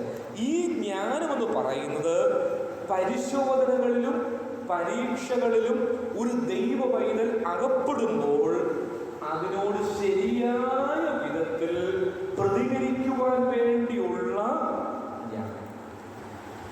അല്പം കൂടെ ലളിതമായിട്ട് പറഞ്ഞാൽ ഇത്രയേ ഉള്ളൂ. കർത്താവ് എൻ്റെ ജീവിതത്തിൽ പരിശോധന തന്നു, ഒരു കഷ്ടം, ഒരു ശോധന, എന്തുമാകട്ടെ തന്നു. ആ ശോധന, ആ പരിശോധന, അതിൻ്റെ നടുവിൽ കർത്താവിന് വ്യക്തമായ ഉദ്ദേശം ഉണ്ട്. ഉദ്ദേശമില്ലാതെ ഒന്നും തരുന്നില്ല കർത്താവ്. അതിൻ്റെ പിന്നിൽ ഇപ്പം ഇങ്ങോട്ട് വരുന്ന വഴിയിൽ ഞാൻ രണ്ട് കാര്യങ്ങൾ സംസാരിച്ചപ്പോൾ ഒരു മെഡിസിൻ എൻ്റെ അഡ്രസ്സിലേക്ക് പോസ്റ്റ് ചെയ്തിട്ടുണ്ട്. അത് ഇന്നലെ കിട്ടേണ്ടതാണ്, ഇന്നലെയും കിട്ടിയില്ല, ഇന്നും കിട്ടിയില്ല. അപ്പോൾ ഞാൻ അവരോട് പറഞ്ഞു, ഇതുവരെയും ആ മെഡിസിൻ എത്തിയില്ല, എന്തോ ചെയ്യുന്നത്? ഉടനെ പറഞ്ഞു, അതിന് ദൈവത്തിൻ്റെ എന്തോ ഒരു ഉദ്ദേശമുണ്ട്, ദൈവത്തിൻ്റെ എന്തോ ഒരു ഉദ്ദേശമുണ്ട്, അതുകൊണ്ട് താമസിക്കുന്ന സാരമില്ല, തിങ്കളാഴ്ചയായി കിട്ടുമല്ലോ. ആ ഒരു ഉദാഹരണം പറഞ്ഞതേ ഉള്ളൂ. അതായത് ഏത് കാര്യങ്ങൾ ഒരു ദൈവമനുഷ്യന്റെ ജീവിതത്തിൽ സംഭവിച്ചാലും അതിനൊക്കെ പിന്നിൽ ദൈവത്തിന് ഉദ്ദേശമുണ്ട്. യാക്കോബ് പറയുന്നത് 5 മുതൽ 8 വരെയുള്ള വാക്യങ്ങളിൽ യാചിക്കുക എന്ന് പറയുന്നത് എൻ്റെ ജീവിതത്തിൽ കർത്താവ് അനുവദിച്ച പരിശോധനകളുടെ നടുവിൽ ദൈവത്തിൻ്റെ ഉദ്ദേശം തിരിച്ചറിയുവാൻ വേണ്ടിയുള്ള ജ്ഞാനത്തിനു വേണ്ടി ഞാൻ വിശ്വാസത്തോടെ കർത്താവെ നീ മുറിച്ചു, നീ പരീക്ഷ തന്നു, നീ എനിക്ക് ശോധന തന്നു. ഇതിൻ്റെ നടുവിൽ എന്താണ് കർത്താവിൻ്റെ ഉദ്ദേശം, അത് തിരിച്ചറിയുവാൻ വേണ്ടിയുള്ള ജ്ഞാനത്തിനായിട്ട് ഞാൻ പ്രാർത്ഥിക്കണം. നീങ്ങിപ്പോകുന്നല്ല, നമ്മളങ്ങനെ പ്രാർത്ഥിക്കണം. പക്ഷേ അതിനേക്കാൾ മുൻപ് കർത്താവെ ഈ ശോധനയുടെ നടുവിൽ ദൈവം എന്നെക്കുറിച്ച് ആഗ്രഹിക്കുന്ന ഉദ്ദേശം എന്ത്, അത് തിരിച്ചറിയുവാൻ വേണ്ടിയുള്ള ജ്ഞാനത്തിനു വേണ്ടി നമ്മൾ പ്രാർത്ഥിക്കണം. 5 മുതൽ 8 വരെ. അത് ആരോട് പ്രാർത്ഥിക്കണം, എപ്രകാരം പ്രാർത്ഥിക്കണം, അതെല്ലാം ആ വിഷയത്തിലുണ്ട്. അതൊന്നും പറയുവാൻ ആഗ്രഹിക്കുന്നില്ല. ഇനി അടുത്തത് 9 മുതൽ 11 വരെയുള്ള വാക്യങ്ങൾ. 9 മുതൽ 11 വരെയുള്ള വാക്യങ്ങൾ. അവിടെ ദാരിദ്ര്യവും സമ്പത്തും എന്ന വിഷയം. 9 മുതൽ 11 വരെയുള്ള വാക്യങ്ങളിൽ അവിടെ എളിയ സഹോദരനുമുണ്ട്, ധനവാനായ സഹോദരനുമുണ്ട്. ഇത് രണ്ടും സഹോദരന്മാരാണ്. അല്ലാതെ അവിശ്വാസികളല്ല. ഇത് രണ്ടും സഹോദരന്മാർ, ഒന്ന് എളിയ സഹോദരനും രണ്ട് ധനവാനായ സഹോദരനും. ഈ രണ്ട് സഹോദരന്മാരോടും എന്താ യാക്കോബ് പറയുന്നത്? എളിയ സഹോദരൻ ക്രിസ്തുവിൽ സമ്പന്നൻ ആയതുകൊണ്ട് അതിൽ പ്രശംസിച്ചുകൊള്ളണം, ധനവാൻ തൻ്റെ എളിമയിലും. ഇത്രയുള്ള അതിൻ്റെ ആശയം. അതായത് 9 മുതൽ 11 വരെയുള്ള വാക്യങ്ങളാണ് അവിടെ ദാരിദ്ര്യവും സമ്പത്തും എന്ന വിഷയം കൊണ്ടുവരികയാണ്. രണ്ട് കൂട്ടരോടും യാക്കോബ് സംസാരിക്കുക, എളിയ സഹോദരന്മാരോടും ധനവാന്മാരായ സഹോദരന്മാരോടും. എളിയ സഹോദരന്മാരോട് പറയുകയാണ്, നിങ്ങൾക്ക് ബുദ്ധിമുട്ടുണ്ട്, നിങ്ങൾക്ക് പണം കുറവാണ്, നിങ്ങൾ ദാരിദ്ര്യം അനുഭവിക്കുന്നു, നിങ്ങൾ പട്ടിണി കിടക്കുന്നു. എന്നാൽ ക്രിസ്തുവിൽ നിങ്ങൾക്കുള്ള എന്താ ആ ഉയർച്ചയെ ഓർത്ത് നിങ്ങൾ എന്ത് ചെയ്യുക? സന്തോഷിക്കുക, നിങ്ങൾ സന്തോഷിക്കുക. ഇനി ധനവാന്മാരോട്, നിങ്ങൾക്ക് പണമുണ്ട്, നിങ്ങൾക്കെല്ലാം ഉണ്ട്, പക്ഷേ നിങ്ങൾ നിങ്ങളുടെ എളിമയിൽ എന്ത് ചെയ്യണം? നിങ്ങൾ സന്തോഷിക്കണം. അത്ര അർത്ഥവത്തായ നിലയിലാണ് യാക്കോബ് സംസാരിക്കുന്നത്. പാവപ്പെട്ടവരോട് പറയുന്നത് പറഞ്ഞു, ധനവാന്മാരോടും പറഞ്ഞു. ഇനി ഈ ധനവാന്മാരോട് പറയുമ്പോൾ അവിടെ ഒരു മുന്നറിയിപ്പും കൂടെ യാക്കോബ് കൊടുത്തു. എന്താ അതിൻ്റെ 11-ാം വാക്യത്തിലാണ്, ഓർത്തോണം ധനവാന്മാർ. ധനവാന്മാർ തങ്ങളുടെ എളിമയിൽ പ്രശംസിക്കട്ടെ. പിന്നെ അടുത്ത വാക്യം അതൊരു മുന്നറിയിപ്പാണ്. സൂര്യൻ ഉഷ്ണക്കാറ്റോടെ ഉദിച്ചിട്ട് പുല്ലുണങ്ങി പൂ വിതിർന്ന് അതിൻ്റെ രൂപഭംഗി കെട്ടുപോകുന്നു, ധനവാനും ഇതുപോലെ വാഴും. യാക്കോബ് ഈ മരുഭൂമിയിൽ അറിയാം, അതായത് മരുഭൂമി ചൂടിൻ്റെ സ്ഥലമാണെന്നല്ല, ചൂടിൻ്റെ കാഠിന്യമുള്ള സ്ഥലമാണ്. പക്ഷേ എപ്പോഴേലും ഒക്കെ ഒരു ചെറിയ ചാറ്റൽ മഴ അവിടെ ഉണ്ടാകുമ്പോൾ നിലത്ത് നിന്ന് സസ്യം ഒന്ന് മുളയ്ക്കും. ആ മുളയ്ക്കുന്നത് അടുത്ത ചൂട് വരുമ്പോൾ എന്ത് ചെയ്യും? അതങ്ങ് കരിഞ്ഞു. അത്രേ ഉള്ളൂ. ആ ചാറ്റൽ മഴയ്ക്ക് ഒന്ന് മുളച്ചു, അടുത്ത ചൂട് വരുമ്പോൾ ഇതങ്ങ് കരിഞ്ഞു പോകും. ഇതേ അർത്ഥമായി യാക്കോബ് പറയുന്നത്. സൂര്യൻ ഉഷ്ണക്കാറ്റോടെ ഉദിച്ച് പുല്ലുണങ്ങി പൂ ഉതിർന്ന് അതിൻ്റെ രൂപഭംഗി കെട്ടുപോകുന്നത് കൊണ്ട് അന്യോ ധനവാന്മാരെ, നിങ്ങളുടെ എളിമയിൽ നിങ്ങൾ സന്തോഷിക്കണം. നിങ്ങളുടെ ധനത്തിൽ നിങ്ങൾ അഹങ്കരിച്ചാൽ, നിങ്ങളുടെ ധനത്തിൽ നിങ്ങൾ പ്രശംസിച്ചാൽ, നിങ്ങളുടെ ഉയർച്ചയിൽ നിങ്ങൾ പ്രശംസിച്ചാൽ ഒറ്റ നിമിഷം മതി ഇതെല്ലാം പോകാൻ. പാവപ്പെട്ടവരോട് അത് പറഞ്ഞില്ല, എളിയവരോട് അത് പറഞ്ഞില്ല, ദാരിദ്ര്യം അനുഭവിക്കുന്നവരോട് ന്യായവിധിയെക്കുറിച്ച് പറഞ്ഞില്ല. പക്ഷെ പണക്കാരോട്, ധനവാന്മാരോട് ന്യായവിധിയെക്കുറിച്ചും കൂടെ പറഞ്ഞു. ഇത് ഓർത്തോണം, ഇത് ഓർത്തോണം. അത് 9 മുതൽ 11 വരെയുള്ള വാക്യങ്ങളിൽ ദാരിദ്ര്യവും സമ്പത്തുമാണ്. ഇനി 13 മുതൽ 18 വരെയുള്ള വാക്യങ്ങളിൽ 2 പരീക്ഷകളെ കുറിച്ച് പറയുക. ദൈവം അനുവദിച്ചിട്ടുള്ള പരീക്ഷയും സ്വന്തം മോഹം നിമിത്തം സംഭവിക്കുന്ന പരീക്ഷകൾ. 13 മുതൽ 18 വരെയുള്ള വാക്യങ്ങളിൽ 2 പരീക്ഷകളെ കുറിച്ചാണ്. അത് ദൈവം അനുവദിച്ച പരീക്ഷയും സ്വന്തം മോഹം നിമിത്തം സംഭവിക്കുന്ന പരീക്ഷയും. ഇത് രണ്ടുമുണ്ട്. ഒന്ന് ദൈവം അനുവദിച്ചിട്ടുള്ള പരീക്ഷ, 2 സ്വന്തം മോഹം നിമിത്തം സംഭവിക്കുന്ന പരീക്ഷ. അത് വിശദീകരിക്കുന്നില്ല. ദൈവം അനുവദിച്ച പരീക്ഷകൾ നമുക്കറിയാം. പിന്നെ സ്വന്തം മോഹം നിമിത്തം നമ്മൾ വരുത്തി വയ്ക്കുന്ന പരീക്ഷ, അങ്ങനെ ഒത്തിരി ഉണ്ട്. നമ്മുടെ ഉള്ളിലുള്ള മോഹം നിമിത്തം നമ്മൾ വരുത്തി വയ്ക്കുന്ന, അതിന് യാക്കോബ് പറയുന്നത്, അതായത് 14 മുതലുള്ള വാക്യങ്ങളിലാണ്, ഓരോരുത്തൻ പരീക്ഷിക്കപ്പെടുന്നത് സ്വന്തം മോഹത്താൽ ആകർഷിച്ച് വശീകരിക്കപ്പെടുകയാലാകുന്നു. അതായത് വശീകരിക്കപ്പെടുക, ആകർഷിച്ച് വശീകരിക്കപ്പെടുക. ഈ ചൂണ്ടയുണ്ടല്ലോ, ആ ചൂണ്ടയിൽ നമ്മളെന്ത് ചെയ്യും? ഒരു ഇരയെ കൊളുത്തും. ആ ഇരയെ കൊളുത്തിയതിന് ശേഷം നമ്മൾ എവിടെയെങ്കിലും കൊണ്ടുവന്ന് ആ ചൂണ്ട ഇടും. ഒരു ആറ്റിലോ തോട്ടിലോ കുളത്തിലോ എവിടെയെങ്കിലും. ഒത്തിരി മത്സ്യങ്ങൾ അതേ കാണും. ആ മത്സ്യങ്ങൾ എന്തിനെ ആകർഷിക്കുന്നത്? ഇര കിടക്കുന്നത് ഒരു വലിയ കെണിയില്ല. അത് മത്സ്യത്തിന് അറിയത്തില്ല. എന്നെ നശിപ്പിക്കുവാൻ, എന്നെ പിടിക്കുവാൻ പോകുന്ന ഒരു വലിയ കെണിയിലാണ് ഈ ഇര തൂങ്ങി കിടക്കുന്നതെന്നുള്ളത് ഈ മത്സ്യം അറിയാതെ നമ്മൾ ചെയ്യും. ആ ഇര, ആ കിടക്കുന്ന ആ ചെറിയ പുഴുവിനെയോ ഒരു ഗോതമ്പ് കഷ്ണമോ എന്തെങ്കിലും കണ്ടുവന്ന് യാക്കോബ് പറയാം, സ്വന്തം മോഹനിമിത്തം സംഭവിക്കുന്ന പരീക്ഷകൾ. പിന്നെ അതൊന്നും പിടിവിടുകയില്ല. അതുകൊണ്ടാണ് അടുത്ത വാക്ക് യാക്കോബ് പറയുന്നത്, പാപം മുഴുത്തിട്ട് മരണത്തെ പ്രസവിക്കുന്നു. എൻ്റെ പ്രിയ സഹോദരന്മാരെ, വഞ്ചിക്കപ്പെടരുത്, വഞ്ചിക്കപ്പെടരുത്. എൻ്റെ പ്രിയ സഹോദരി സഹോദരന്മാരെ, ദൈവം അനുവദിക്കുന്ന പരീക്ഷ ഒരു ഭാഗത്തുണ്ട്, നമ്മുടെയൊക്കെ ജീവിതം ദൈവം അനുവദിക്കും. എന്നാൽ മറുഭാഗത്ത് എൻ്റെ ജീവിതത്തിൽ സ്വന്തം മോഹ നിമിത്തം ഞാൻ വരുത്തി വെക്കുന്ന പരീക്ഷയുണ്ട്.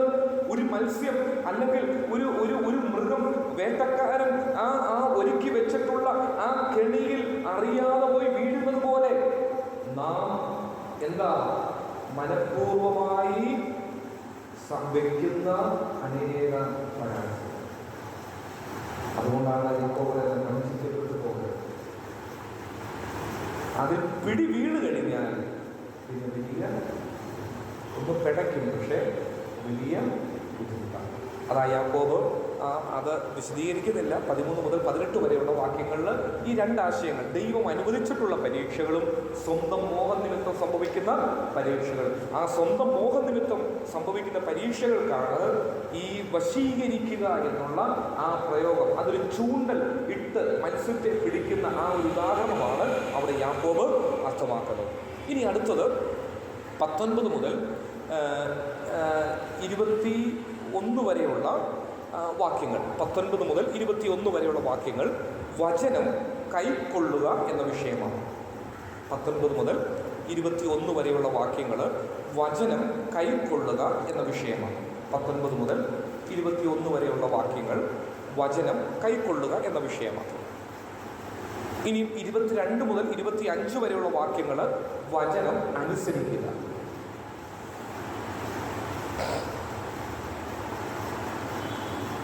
19 മുതൽ 21 വരെയുള്ള വാക്യങ്ങൾ വചനം കൈക്കൊള്ളുക.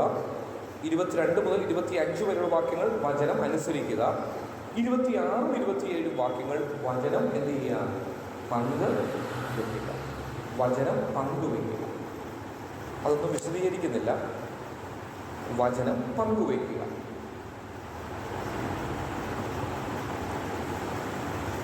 19 മുതൽ 21 വരെയുള്ള വാക്യങ്ങൾ വചനം കൈക്കൊള്ളുക. 22 മുതൽ 25 വരെയുള്ള വാക്യങ്ങൾ വചനം അനുസരിക്കുക. ഒരു കണ്ണാടിയോട് ഉപമിച്ചുകൊണ്ടാണ് യാക്കോബ് പറയുന്നത്. ഒരു കണ്ണാടി, ഇപ്പം നമ്മൾ ഒരു കണ്ണാടിയുടെ മുമ്പിൽ നിൽക്കുമ്പോൾ, അയ്യോ എൻ്റെ മുഖത്ത് അല്പം പൗഡർ കൂടുതലുണ്ട്, എൻ്റെ ഷർട്ടിൻ്റെ ഈ ബട്ടൺസ് ഇട്ടിട്ടില്ല, എൻ്റെ മുടി ചീകിയതിൽ അല്പം പാകപ്പഴയുണ്ട്, ഒരു കണ്ണാടി അത് വെളിപ്പെടുത്തുകയാണ്. കണ്ണാടി വെളിപ്പെടുത്തുമ്പോൾ ഞാൻ കയ്യിലുള്ള ഒരു കമ്പ് കൊണ്ട് കണ്ണാടി അടിച്ചു കൊടുത്തൊരു കാര്യമുണ്ടോ? ഉണ്ടോ? അനുസരിക്കുക. വചനം വെളിപ്പെടുത്തും. അല്ലയോ എബി, നിന്റെ ജീവിതത്തിൽ നിന്റെ കാര്യങ്ങൾ, നിന്റെ സാമ്പത്തികപരമായ കാര്യങ്ങൾ, നിന്റെ വ്യക്തിപരമായ ജീവിതം, നിന്റെ നടപ്പ്, നിന്റെ നോട്ടം വചനം വെളിപ്പെടുത്തുകയാണ്. വചനം ഇങ്ങനെ ഒരു കണ്ണാടിയെ പോലെ അത് എന്നോട് വെളിപ്പെടുത്തുകയാണ്. ഞാൻ എന്ത് ചെയ്യുകയാണ്? ഇതിന് വേറെ സ്വപ്നമില്ല എന്ന് പറഞ്ഞ് ഞാനങ്ങ് പോകും. അതാണ് വചനം അനുസരിക്കുക. 22 മുതൽ 25 വരെയുള്ള വാക്യങ്ങൾ. 26, 27 വാക്യങ്ങൾ വചനം പങ്കുവയ്ക്കുക. കൈക്കൊണ്ട വചനം, അനുസരിക്കുന്ന വചനം. എന്താ 26, 27 വാക്യങ്ങൾ? വചനം പങ്കുവയ്ക്കുക. ഈ വചനം പങ്കുവയ്ക്കുക എന്ന് പറഞ്ഞാൽ നമ്മളൊക്കെ ദൈവമക്കളാണല്ലോ. പരസ്യ കവലയിൽ നിന്ന് പ്രസംഗിക്കുന്നതിനെ കുറിച്ചല്ല, ഈ പുൾപിറ്റിൽ നിന്നുകൊണ്ട് ക്ലാസ് എടുക്കുന്നതിനെ കുറിച്ചല്ല. എന്താ വചനം പങ്കുവയ്ക്കുക എന്ന് പറയുന്നത്? യാക്കോബ് 26, 27. അതെന്തോ പറഞ്ഞ ശരിയാണ്. നമ്മുടെ ജീവിതത്തിലൂടെ, നമ്മുടെ പ്രവൃത്തിയിലൂടെ എന്ത് ചെയ്യണം? വചനം പങ്കുവെക്കണം. ഈ പുൾപിറ്റിൽ നിന്ന് പ്രസംഗിക്കുന്നതിനെ കുറിച്ചല്ല, കൊട്ടാരക്കര കവലയിൽ നിന്ന് പ്രസംഗിക്കുന്നതിനെ കുറിച്ചല്ല. വചനം പങ്കുവെക്കുക എന്ന് പറഞ്ഞാൽ 26, 27 വാക്യങ്ങളിൽ എൻ്റെ വാക്കിലൂടെയും എൻ്റെ പ്രവൃത്തിയിലൂടെയും ലോകത്തിൻ്റെ കളങ്കം പറ്റാതെ ഞാൻ എന്ത് ചെയ്യണം? എന്നെ തന്നെ സൂക്ഷിക്കുന്നതിലൂടെ ഞാൻ വചനം പങ്കുവയ്ക്കുക. കർത്താവ് നമ്മെ സഹായിക്കട്ടെ. വചനം പങ്കുവയ്ക്കുന്നവരായി നമുക്ക് തീരാം. ഇനിയും രണ്ടാമത്തെ ആയം.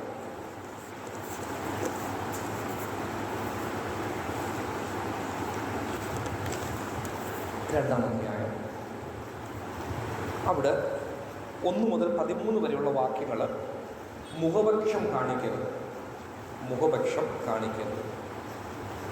1 മുതൽ 13 വരെയുള്ള വാക്യങ്ങൾ മുഖപക്ഷം കാണിക്കരുത്.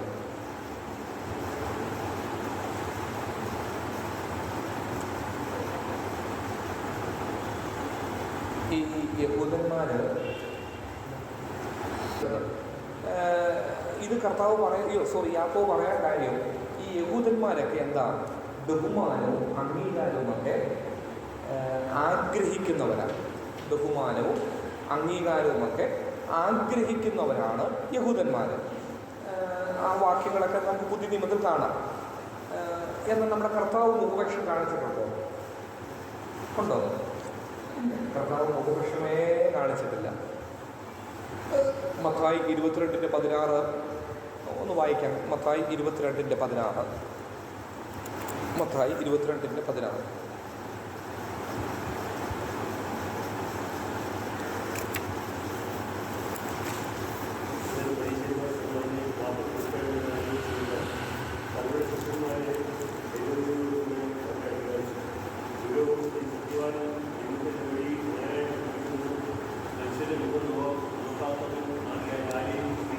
മനുഷ്യൻ്റെ മുഖം നോക്കാത്തവൻ, മറ്റുള്ളവരെ പ്രധാനത്തെക്കുറിച്ച് പറയും, മനുഷ്യൻ്റെ മുഖം നോക്കി കാര്യങ്ങൾ ചെയ്യുന്ന ഒരാളല്ല കർത്താവ്. കർത്താവിൻ്റെ ശിഷ്യന്മാർ, ചുങ്കക്കാർ, പിന്നെ മുക്കുവന്മാർ, ഇങ്ങനെയൊക്കെയുള്ളവരാണ്. കർത്താവ് മുഖം നോക്കിയൊന്നും കാര്യങ്ങൾ ചെയ്യുന്നവരല്ല. ഭണ്ഡാരത്തിൽ 13 ഭണ്ഡാരങ്ങൾ അവിടെ ഇവിടെ വെച്ചേക്കുക. 1000 വന്നതിൽ കാശ് വാരി വിതറുകയാണ്. ഒരു 2 കാശ്. 2 കാശ് എന്ന് പറഞ്ഞാൽ വെള്ളിക്കാശ്. ഒരു വെള്ളിക്കാശിൻ്റെ പകുതിയുടെ വില പോലുമില്ല. 2 പൈസ. ഒരു വെള്ളിക്കാശിൻ്റെ പകുതി വരെയില്ല. ഉദാഹരണം പറഞ്ഞാൽ 1 രൂപ. ആ 1 രൂപയുടെ പകുതി 50 പൈസ. ഇന്നൊന്നും ഇല്ല. പക്ഷെ 50 പൈസയുടെ വില പോലും ഇല്ല. അതിനാണ് കർത്താവ്. ആ കർത്താവ് മുഖം നോക്കി ഒന്നും കാര്യങ്ങൾ ചെയ്യുന്നവനല്ല. കർത്താവ് മുഖപക്ഷം കാണിക്കുന്നവനല്ല. അതുകൊണ്ട് യാക്കോബ് പറയുകയാണ് 2-ാം അധ്യായത്തിൽ അതിൻ്റെ 1 മുതൽ താഴോട്ടുള്ള വാക്യങ്ങളിൽ നിങ്ങൾ എന്ത് ചെയ്യരുത്? മുഖപക്ഷം കാണിക്കരുത്. ഇനി മുഖപക്ഷം കാണിച്ചാലോ 9 മുതൽ 11 വരെയുള്ള വാക്യങ്ങൾ അവൻ പാപം ചെയ്യുന്നുവെന്നാണ് യാക്കോബ് പറയുന്നത്. ഇനി അത്രയും മതി ആ വിഷയം, കാരണം അല്ലെങ്കിൽ തീരത്തില്ല. അടുത്തത് 14 മുതൽ 26 വരെയുള്ള വാക്യങ്ങൾ. 1 മുതൽ 13 വരെയുള്ള വാക്യങ്ങൾ മുഖപക്ഷം കാണിക്കരുത്. കർത്താവ് മുഖപക്ഷം കാണിച്ചിട്ടില്ല. ബാഹ്യ രൂപം നോക്കി കർത്താവ് ഒന്നും പ്രവർത്തിച്ചിട്ടില്ല. അതുകൊണ്ട് നമ്മൾ മറ്റുള്ളവരെ മുഖപക്ഷം കാണിക്കരുത്, മറ്റുള്ളവരോട്. അതാണ് യാക്കോബ് കൊണ്ടുവരുന്നത്. ഇനി അങ്ങനെ കാണിച്ചാൽ അത് പാപം ചെയ്യുന്നു.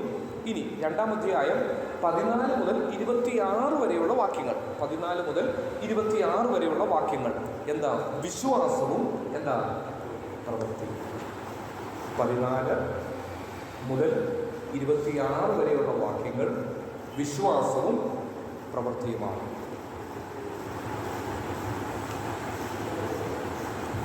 ഇത് തമ്മിൽ നമുക്കൊന്ന് മാറ്റാൻ സാധിക്കും. ഈ വിശ്വാസവും പ്രവൃത്തിയും എന്ന് പറയുന്നത്, അതിന് ഉദാഹരണം പറഞ്ഞു, ഒരു പക്ഷിയുടെ എന്താ 2 ചിറകുകളാണ്. 2 ചിറകുകൾ നമുക്കറിയാം. പക്ഷികളുടെ എത്ര ചിറകുണ്ട്? 2 ചിറക്.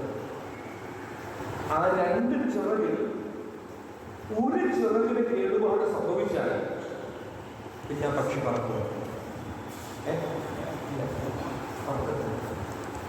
നമുക്കൊക്കെ അറിയാം. ഈ കാക്ക, അതുപോലെ ഉക്കര്, ഇങ്ങനെയൊക്കെയുള്ള ചില പക്ഷികളൊക്കെ ഈ കൊത്തൊക്കെ ഉണ്ടായി റോഡിലോ നമ്മുടെ പരിയിടത്തോ വീണ് അതിൻ്റെ ഒരു ചിറകിൽ എന്തെങ്കിലും സംഭവിച്ചാൽ നമ്മൾ അടുത്തോട്ട് എത്തുമ്പോൾ ഇവിടെ നിന്ന് പറക്കും. അവിടെ അത്രേ ഉള്ളൂ. അതിന് ഉയരങ്ങളിലേക്ക് പിന്നെ ഉയരാൻ സാധ്യമല്ല. ഒരു ചിറകിന് നല്ല ആരോഗ്യമാണ്. ഒരു ചിറകെന്ന് പറഞ്ഞാൽ അതിന് സൂപ്രന്തോ, അതിന് എക്സ്ട്രാ കഴിവാണ്. പക്ഷെ മറ്റേ ചിറകിന് കേടുപാട് സംഭവിച്ചു. വലിയ പക്ഷിയാകട്ടെ, ഏതുമാകട്ടെ, പക്ഷികൾക്ക് ഉയരത്തിലേക്ക് ഉയരുവാൻ കഴിയുകയില്ല. ചാടി ഇങ്ങനെ പോകും. അതേ അർത്ഥമാണ് യാക്കോബ് ഈ വിശ്വാസവും പ്രവർത്തിക്കും. ഇതിനേക്കാൾ വേറെ ഉദാഹരണമില്ല.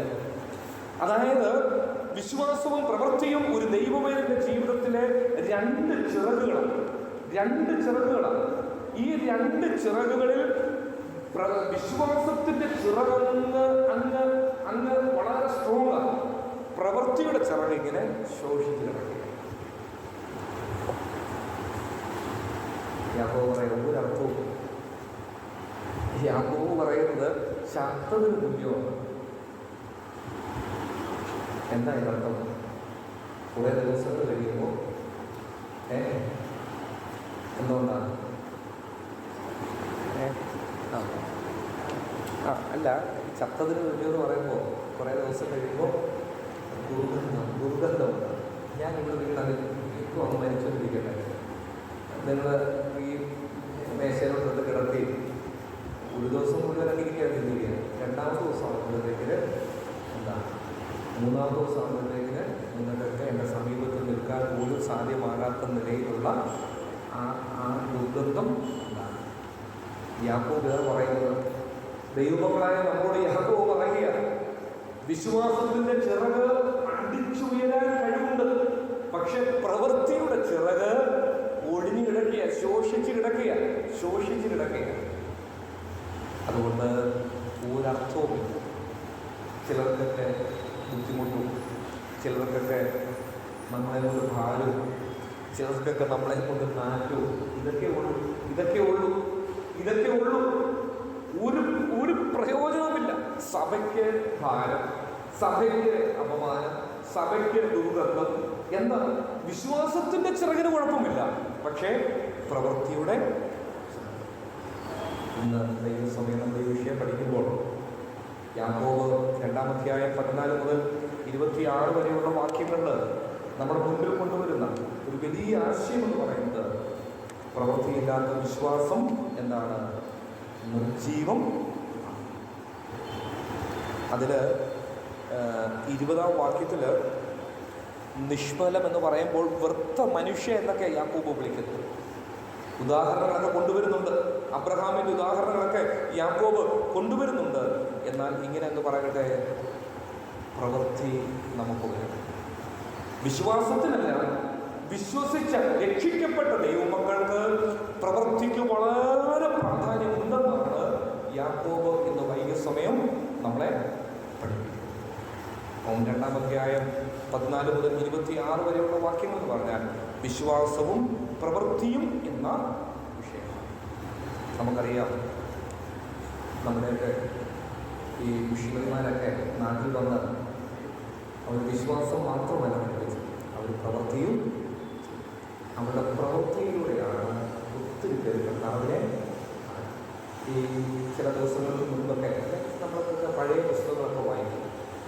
അതിലൊക്കെ നാം വായിച്ചാൽ നമ്മുടെ മിഷണറിമാരുടെ പ്രവൃത്തി കണ്ടുകൊണ്ടാണ് നമ്മുടെയൊക്കെ വല്യപ്പച്ചന്മാരും അല്ലെങ്കിൽ മറ്റു പിതാക്കന്മാരുമൊക്കെ ഈ കർത്താവിനെ അറിയാൻ കഴിയും. കർത്താവ് നമ്മെ സഹായിക്കട്ടെ.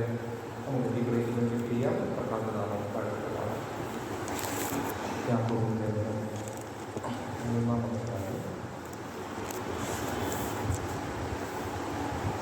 2-ാം അധ്യായം 14 മുതൽ 26 വരെയുള്ള വാക്യങ്ങളാണ് കൂടുതൽ നമ്മൾ ചിന്തിച്ചത്. 3-ാം അധ്യായം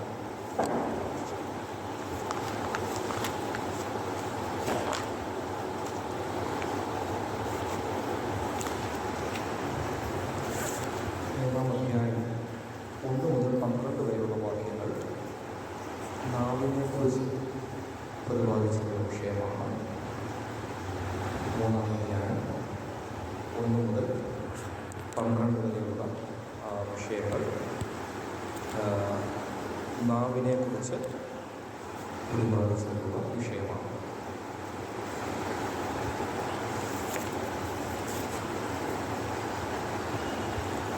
നാവിനെക്കുറിച്ച് ഈ ലേഖനത്തിൽ, യാക്കോബിന്റെ ലേഖനത്തിൽ 14 വാക്യങ്ങൾ നാവ് എന്ന ഈ ചെറിയ അവയവത്തെക്കുറിച്ച് യാക്കോബ് പരാമർശിക്കുന്നത്.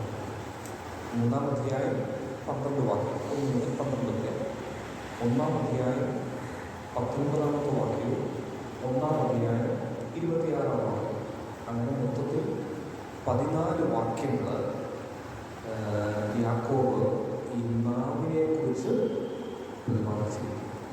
നാവ് എന്ന ഈ ഒരു ചെറിയ അവയവത്തെ കുറിച്ച് പ്രതിപാദിച്ചിട്ടുള്ള വിഷയങ്ങളാണ് ഈ 14 വാക്യം.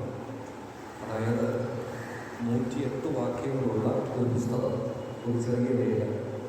ആ 108 വാക്യങ്ങളിൽ 14 വാക്യങ്ങൾ 10% ഈ നാവ് എന്ന ഒരു ചെറിയ അവയവത്തെക്കുറിച്ചാണ് യാക്കോബ് പറയുന്നത്. എന്താ ഇത്രയും യാക്കോബ് ഈ നാവിനെ കുറിച്ച് വിമർശിക്കാൻ കാരണം നാവ് ഒരു ചെറിയ അവയവം എങ്കിലും അത് വരുത്തി വയ്ക്കുന്ന അപകടങ്ങൾ എന്താണ് വളരെ വലുതാണ്. അതുകൊണ്ടാണ് യാക്കോബ് ഈ നാവിനെ കുറിച്ച് ഇത്രയും അധികം 108 വാക്യങ്ങളിൽ 14 വാക്യങ്ങൾ നമ്മുടെ മനുഷ്യ ശരീരത്തിൻ്റെ വളരെ ചെറിയ ഒരു അവയവമായ നാവിനോടുള്ള ബന്ധത്തിലാണ് എഴുതിയിരിക്കുന്നത്. അതിൽ 1-ാം വാക്യത്തിൽ യാക്കോബ് പറയുകയാണ്, നിങ്ങൾ അനേക ഉപദേഷ്ടാക്കന്മാർ ആകരുത്. 3-ാം അധ്യായമാണ് 1-ാം വാക്യം. നിങ്ങൾ അനേക ഉപദേഷ്ടാക്കന്മാർ ആകരുത്. ഉപദേഷ്ടാക്കന്മാരോട് താല്പര്യമില്ലാത്തത് കൊണ്ടോ അവരോട് എന്തെങ്കിലും അസൂയുള്ളത് കൊണ്ടോ അല്ല യാക്കോബ് പറയുന്നത്. ഈ ഉപദേഷ്ടാക്കന്മാരുടെ ശുശ്രൂഷയിൽ നാവിൻ്റെ ഉപയോഗം വളരെ കൂടുതലാണ്. ശരിയല്ലേ? ഉപദേഷ്ടാക്കന്മാരുടെ ശുശ്രൂഷയിൽ നാവിൻ്റെ ഉപയോഗം വളരെ അധികമാണ്. അതുകൊണ്ട് യാക്കോബ് പറയുകയാണ്, നാവിൽ നിന്ന് പറയുന്ന കാര്യങ്ങൾ ജീവിതത്തിൻ്റെ പ്രായോഗികമായ തലത്തിലേക്ക് കൊണ്ടുവരുവാൻ സാധിക്കുന്നില്ലെങ്കിൽ നിങ്ങൾ ആകരുത്, ഉപദേഷ്ടാക്കന്മാർ ആകരുത്. ആയാൽ എന്താ? ആയാൽ അവിടെ പറയുന്നുണ്ട് എന്താ? അല്ല, ആയാൽ എന്താ? ആയാൽ അധികം ശിക്ഷാവിധി. അതാണ് യാക്കോബ് പറയുന്നത്. ഉപദേഷ്ടാക്കന്മാർ ആകരുതെന്ന് യാക്കോബ് പറയുമ്പോൾ അവരോട് എന്തെങ്കിലും അസൂയുള്ളത് കൊണ്ടല്ല. ഉപദേഷ്ടാക്കന്മാരുടെ ശുശ്രൂഷയ്ക്ക് നാവിൻ്റെ ഉപയോഗം വളരെ വലുതാണ്. അവർ പറയുന്ന നാവിൽ നിന്ന് മറ്റുള്ളവരെ പ്രബോധിപ്പിക്കുന്ന കാര്യങ്ങൾ അവരുടെ പ്രായോഗികമായ ജീവിതത്തിൽ അത് കൊണ്ടുവരുവാൻ സാധിക്കുന്നില്ലെങ്കിൽ യാക്കോബ് പറയുക ഉപദേഷ്ടാക്കന്മാരാകരുത്. ഇനി അല്ല, അത് തിരിച്ചറിയാതെ ആയാൽ അവർക്കുള്ള ശിക്ഷാവിധി വളരെ. അതാണ് യാക്കോബ് 1-ാം വാക്യത്തിൽ നമ്മെ ഓർമ്മിപ്പിക്കുന്നത്. പെട്ടെന്ന് നമുക്ക് ഇനി 2-ാം വാക്യം, നാം എല്ലാവരും പലരും തെറ്റിപ്പോകുന്നു എന്നാണ് യാക്കോബ് പറയുന്നത്. 3-ാം അധ്യായം 2-ാം വാക്യമാണ്. നാം എല്ലാവരും പലതിലും തെറ്റിപ്പോകുന്നവരാ, എന്നാൽ നാവിൽ തെറ്റാതിരുന്നാൽ അവൻ ശരീരത്തെ മുഴുവനും കടിഞ്ഞാണിട്ട് നടത്തുവാൻ ശക്തനായി സൽഗുണപൂർത്തിയുള്ള പുരുഷൻ. നാവിൽ തെറ്റാതിരുന്നാൽ, അതായത് എൻ്റെ നാവിന് നിയന്ത്രണമുണ്ടെങ്കിൽ, നാവിൽ ഞാൻ തെറ്റാതിരുന്നാൽ എൻ്റെ ശരീരത്തെ മുഴുവനും എനിക്ക് നിയന്ത്രിക്കുവാൻ.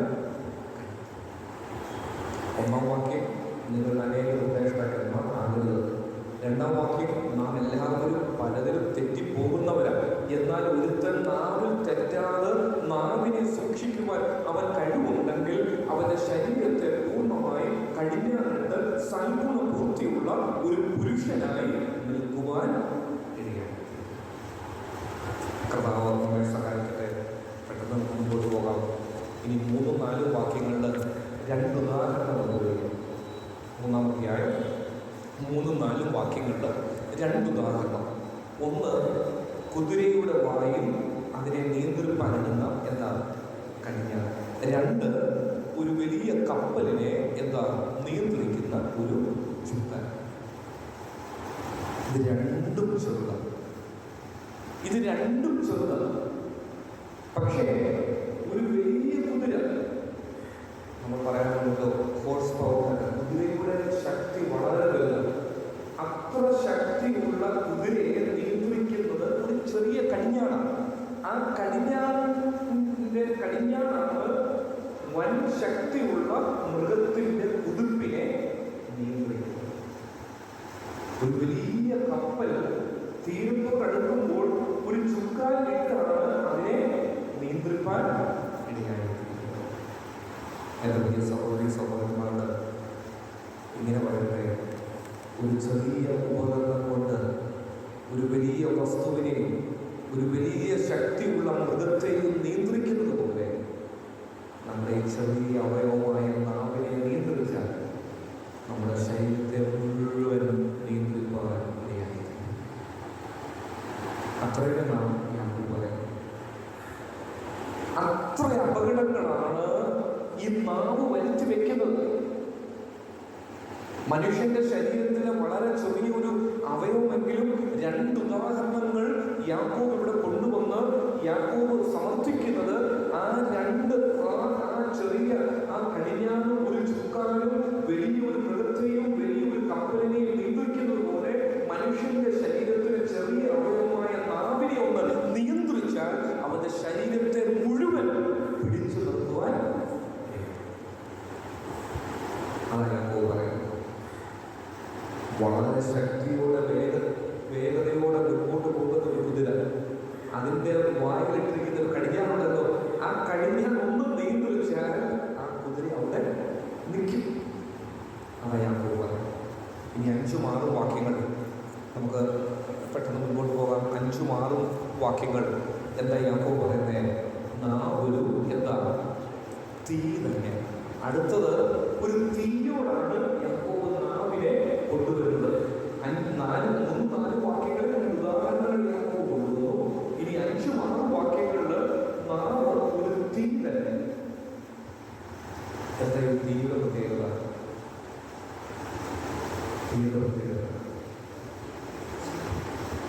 നമുക്കറിയാം, ഒരു വലിയ കാട് ചൂടുള്ള സമയത്തൊക്കെ ഈ മേഖലയിൽ മരത്തിലൊക്കെ തീ പടരുന്നു വായിക്കാം. അത് എവിടെയെങ്കിലും ഉണ്ടാകുന്ന ഒരു ചെറിയ തീപ്പൊരി, ഒരു ചെറിയ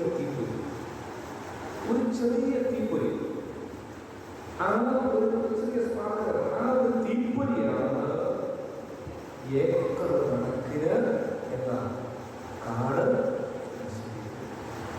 ഓസ്ട്രേലിയയിൽ ഒരു ഭാഗത്ത് മാസങ്ങളായിട്ട് എന്ത് ശ്രദ്ധിച്ചിട്ടും കണക്ക് തീരുവാൻ കഴിയുന്നില്ല. അത്രയും വിശാലതയിൽ ആരംഭിച്ചതല്ല, എവിടെയോ ഒരു എന്താ ഒരു ചെറിയ പൊരിയിൽ നിന്ന്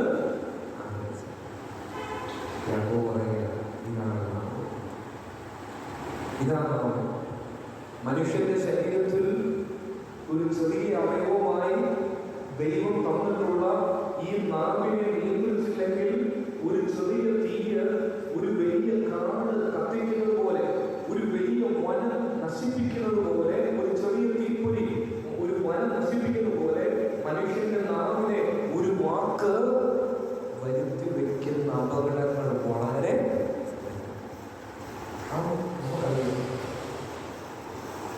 നിങ്ങളിലാണെങ്കിലും ഒരാളെ മനഃപൂർവ്വമായി മനസ്സിൽ ഒന്ന് നശിപ്പിക്കണമെന്ന് ആഗ്രഹമുണ്ട്. വിഷം കൊടുത്താൽ അതെന്നെ ബാധിക്കും. വേറെ എന്തെങ്കിലും ചെയ്താൽ അതൊക്കെ എന്നെയും കൂടെ ബാധിക്കും. പക്ഷേ ആളുകളുടെ വ്യക്തിത്വത്തെ തകർക്കുവാൻ ഒരു ചെറിയ നാവ്, ഈ നാവിലെ ഒരു വാക്ക്, ഒരു ചെറിയ വാക്ക് ആരെങ്കിലും നിന്ന് ഒരു ചെറിയ ഒരു തീപ്പൊരി പോലെ ഈ നാവിൽ നിന്ന് എന്തെങ്കിലും ഒന്ന് ഇട്ടുകൊടുത്താൽ അതിൻ്റെ ഒരു വലിയ തീ പോലെ അത് പടരുവാൻ. യാക്കോബ് 5-6 വാക്യങ്ങളിൽ നാവിനെ ഒരു തീയോടാണ് യാക്കോബ് ഉപമിക്കുന്നത്. ഇനി 7-8 വാക്യങ്ങളിൽ 3-ാം അധ്യായം 7-8 വാക്യങ്ങളിൽ യാക്കോബ് എന്താ നാവിനെ മെരുക്കണം എന്ന് പറയുന്നത്. 3-ാം അധ്യായം 7ഉം 8ഉം വാക്യങ്ങളിൽ യാക്കോബ് പറയുകയാണ്, ഈ നാവിനെ മെരുക്കണം. നിങ്ങൾ അനേക ഉപദേഷ്ടാക്കന്മാരാകരുത്, നാം പലതിലും തെറ്റിപ്പോകുന്നവരാ. നാവിനെ നിയന്ത്രിച്ചാൽ നമ്മുടെ ശരീരത്തെ മുഴുവൻ സൂക്ഷിക്കാം. 3-4 വാക്യങ്ങളിൽ 2 ഉദാഹരണങ്ങൾ കൊണ്ടുവരുന്നു. 5-6 വാക്യങ്ങളിൽ തീയോട് ഉപമിക്കുന്നു. 7-8 വാക്യങ്ങളിലേക്ക് വരുമ്പോൾ യാക്കോബ് പറയുകയാണ്, എന്താ? നാവിനെ മെരുക്കണം. എന്നിട്ട് യാക്കോബ് അവിടെ ചില മൃഗങ്ങൾ, 7-ാം വാക്യം, മൃഗം, പക്ഷി, ഇഴജാതി, ജലജന്തു, ഈ വകയെല്ലാം എന്താ? മനുഷ്യനോട് മെരുക്കും. കാട്ടിലെ കാട്ടാനെ കൊണ്ടുവന്ന് മനുഷ്യൻ എന്ത് ചെയ്യും? മെരുക്കി. കാട്ടിൽ കിടക്കുന്ന സിംഹത്തെ മനുഷ്യൻ കൊണ്ടുവന്ന് മെരുക്കി എഴുതാറുണ്ട്. കാട്ടുമൃഗങ്ങൾ, ജലജന്തുക്കൾ, മറ്റ് ജീവജാലങ്ങൾ, പക്ഷികൾ, എന്തുമാകട്ടെ, ഇഴജന്തുക്കൾ, രാജകുമാരിയൊക്കെ എന്താ ചില ആളുകൾ പെരുകിയതിനെ കൊണ്ടുവരുന്നത്. ഇതെല്ലാം മനുഷ്യനോട് യാക്കോബ് അടുത്ത പറയുകയാണ്, നാവിനെയോ മനുഷ്യർക്കാർക്കും മരിക്കാവതല്ല, അതടങ്ങാത്ത ദോഷം, മരണകരമായ വിഷം മരണകരമായ വിഷം. ഒരു പാമ്പിന്റെ, മൂർഖന്റെ, ഒരു രാജവെമ്പാലയുടെ വായിൽ നിന്ന് വരുന്ന വിഷത്തെക്കാൾ കഠിനമായ വിഷമാണ് ഒരു മനുഷ്യന്റെ നാവിന്റെ തുമ്പത്തിരിക്കുന്നത്. ആ നാവിനെ അവൻ നിയന്ത്രിച്ചില്ലെങ്കിൽ എന്നുള്ളതാണ് യാക്കോബ്. അതുകൊണ്ടാണ് നാവിനെ. ഇനി അടുത്തത് 9 മുതൽ 12 വരെയുള്ള വാക്യങ്ങളാണ്. 9 മുതൽ 12 വരെയുള്ള വാക്യങ്ങൾ. ഈ നാവ് 9-ാം വാക്യത്തിൽ എന്താ? ആ നാവ് കൊണ്ട് നാം കർത്താവും പിതാവുമായവനെ സ്തുതിക്കുന്നു, ദൈവത്തിൻ്റെ സാദൃശ്യത്തിൽ ഉണ്ടായ മനുഷ്യനെ ശപിക്കുന്നു. യാക്കോബ് മുഖം നോക്കാതെ പറയുന്നത്, ഞാൻ ഈ പ്രസംഗിക്കുന്ന നാവുകൊണ്ട്, ഞാൻ ദൈവത്തെ ആരാധിക്കുന്ന നാവുകൊണ്ട്, ഞാൻ ആമേനും സ്തോത്രവും പറയുന്ന നാവുകൊണ്ട്, ഞാൻ ദൈവത്തെ സ്തുതിക്കുന്ന നാവുകൊണ്ട്, ദൈവത്തെ ഒരു ഭാഗത്ത് സ്തുതിക്കുമ്പോൾ വേറൊരു ഭാഗത്ത് ആ നാവ് കൊണ്ട് എൻ്റെ കൂട്ടു സഹോദരി സഹോദരന്മാരെ ഞാൻ എന്ത് ചെയ്യുകയാണ്? നശിപ്പിക്കും. ഈ 2 കഴിവുള്ള അവയവങ്ങൾ ഏതുണ്ട് നമ്മുടെ ശരീരത്തിൽ?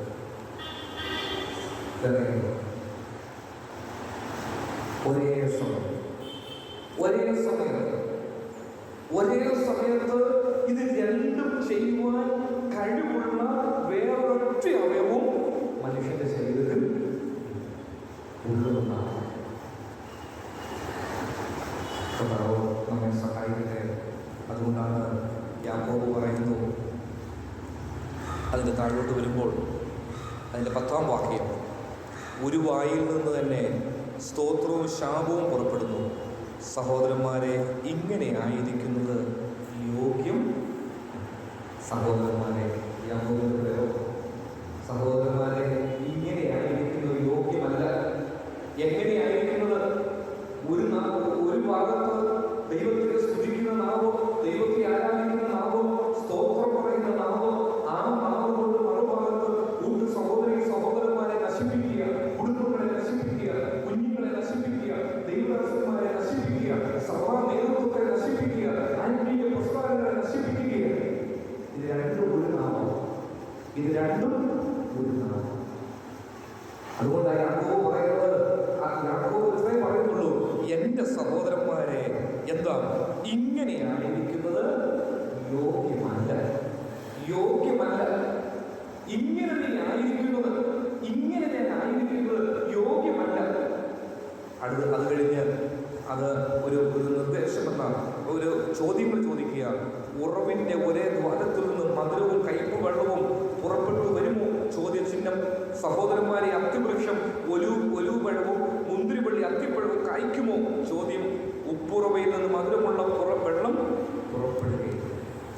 യാക്കോബ് എന്ന് പറയുക, ഇതെങ്ങനെയാണ്? ഉപ്പിൻ്റെ ഉറവയിൽ നിന്ന് മധുരം വരുമോ? ഒലുവിൽ നിന്ന് അത്തി ഉണ്ടാകുമോ? അത്തിയിൽ നിന്ന് മുന്തിരി ഉണ്ടാകുമോ? കയ്പിൽ നിന്ന് മധുരം വരുമോ?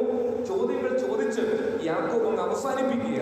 എൻ്റെ സഹോദരന്മാരെ, ഇങ്ങനെയായിരിക്കുന്നത് എന്താ യോഗ്യം. നാം സദൃശവാക്യം 19:18 വായിക്കുന്നത് ശലോമോൻ പറയുന്ന ഒരു വാക്ക് സദസ്യവാക്യം 18 ജ്ഞാനിയുടെ നാമോ എന്താണ്? സുഖപ്രദം. ജ്ഞാനിയുടെ നാമോ സുഖപ്രദം എന്ന സംഭവം. നമ്മുടെ നാമം മറ്റുള്ളവരെ തണുപ്പിക്കരുത്. 1-14-18 പൗലോസ് പറയുന്നുണ്ടല്ലോ, മനം തണുപ്പിക്കുന്ന നാവായിരിക്കും. നമ്മുടെ ഉച്ചാരണം നാം ആരെന്ന് വെളിപ്പെടും. അതെവിടെയാണ് കാണുന്നത്? പൗലോസ് ആ സ്ത്രീകളുടെ നടുവിൽ വരുമ്പോൾ എന്താണ് പറഞ്ഞത്? നിന്റെ ഉച്ചാരണം കൊണ്ട് നീ ആ കൂട്ടത്തിലുള്ളതാണെന്ന് നാം കൊണ്ടുവരുന്ന ആ ഉച്ചാരണം.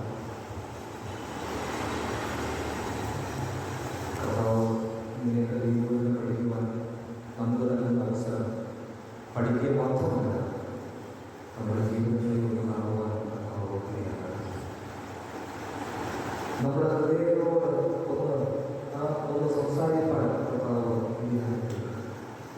നമ്മുടെ നാവിനെ ഒന്ന് നിയന്ത്രിപ്പാൻ കഴിയായിരിക്കും. ഒരു ചെറിയ അവയവമായ നാവിനെ നാം സൂക്ഷിക്കുന്നില്ലെങ്കിൽ, നാം അതിനെ എടുക്കുന്നില്ലെങ്കിൽ, നാം അതിനെ നിയന്ത്രിക്കുന്നില്ലെങ്കിൽ, ആ നാവ് വെളുക്കി വയ്ക്കുന്ന അപകടങ്ങൾ അത് വളരെ വലുത് എന്നുള്ളതാണ് നമ്മുടെ ജീവിതത്തിൽ. ജ്ഞാനിയുടെ നാമോ സുഖം. അനേക സഹോദരി സഹോദരന്മാർക്ക് ആശ്വാസം പകരുന്നത് മനം തണുപ്പിക്കുന്ന നാവായിരിക്കും. ചിലർക്ക് പറയാറുണ്ട്, എൻ്റെ ബ്രദറെ, ചില സഹോദരന്മാരോടൊക്കെ സംസാരിച്ചാൽ ഒത്തിരി ആശ്വാസം, അത് ഒത്തിരി ആശ്വാസം. നമ്മളെക്കുറിച്ച് അങ്ങനെയാണ്. നമ്മുടെ നാവ് അങ്ങനെ.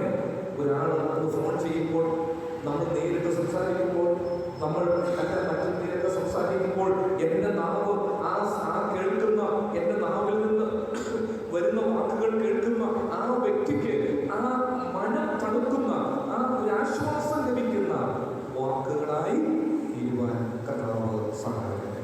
ഇനി 11-18 വരെയുള്ള വാക്യങ്ങൾ ജ്ഞാനം എവിടെ നിന്ന് ലഭിക്കും എന്നുള്ള വിഷയമാണ്. 13-18 വരെയുള്ള വാക്യങ്ങളിലാണ് ജ്ഞാനം എവിടെ നിന്ന് ലഭിക്കും എന്നുള്ളതാണ്. 2 തരത്തിലുള്ള ജ്ഞാനത്തെക്കുറിച്ച് അവിടെ യാക്കോബ് പറയുന്നുണ്ട്. ഒന്ന് ഉയരത്തിൽ നിന്നുള്ള ജ്ഞാനവും, 2 ലോകത്തിൽ നിന്നുള്ള ജ്ഞാനവും. അത്രയും മാത്രം പറഞ്ഞ ആ വിഷയം വിടുകയാണ്. അതായത് 3-13-18 വരെയുള്ള വാക്യങ്ങളാണ്. 2 തരത്തിലുള്ള ജ്ഞാനമുണ്ട്. ഒന്ന് ഉയരത്തിൽ നിന്നുള്ളത്, അത് സ്വർഗീയമായ ജ്ഞാനം. 2 ലോകത്തിലുള്ള ജ്ഞാനം, അത് മനുഷ്യപ്രേരിതമായിട്ടുള്ള ജ്ഞാനമാണ്. കർത്താവ് ആ നിലയിലൊക്കെ ചിന്തിക്കാൻ നമ്മെ സഹായിക്കട്ടെ. ഇനി അടുത്തത് 4-ാം അധ്യായമാണ്. 4-ാം അധ്യായം. 4-ാം അധ്യായത്തിൽ യാക്കോബ് കൊണ്ടുവരുന്ന കാര്യങ്ങൾ, ആദ്യത്തെ 1 മുതൽ 3 വരെയുള്ള ആ വാക്യങ്ങളിൽ 3 യുദ്ധങ്ങളെക്കുറിച്ച് ഓർമ്മിപ്പിക്കുന്നുണ്ട്. അതായത് 1 മുതൽ 4-ാം അധ്യായം 1 മുതൽ 10 വരെയുള്ള വാക്യങ്ങളിൽ 1 മുതൽ 10 വരെയുള്ള വാക്യങ്ങളിൽ 3 യുദ്ധങ്ങളെക്കുറിച്ച് യാക്കോബ് ഓർമ്മിപ്പിക്കുന്നുണ്ട്. 1 മുതൽ 12 വരെയുള്ള വാക്യങ്ങൾ 1 മുതൽ 12 വരെയുള്ള വാക്യങ്ങൾ 1 മുതൽ 12 വരെയുള്ള വാക്യങ്ങൾ 1 മുതൽ 12 വരെയുള്ള വാക്യങ്ങളിൽ യാക്കോബ് 3 യുദ്ധങ്ങളെക്കുറിച്ച് ഓർമ്മിപ്പിക്കുന്നുണ്ട്. അതിൽ 1 4-ാം അധ്യായം 1, 11, 12 ഈ 3 വാക്യങ്ങൾ 4-ാം അധ്യായം 1, 11, 12 ഈ 3 വാക്യങ്ങൾ പരസ്പര യുദ്ധത്തെക്കുറിച്ചുള്ളതാണ്.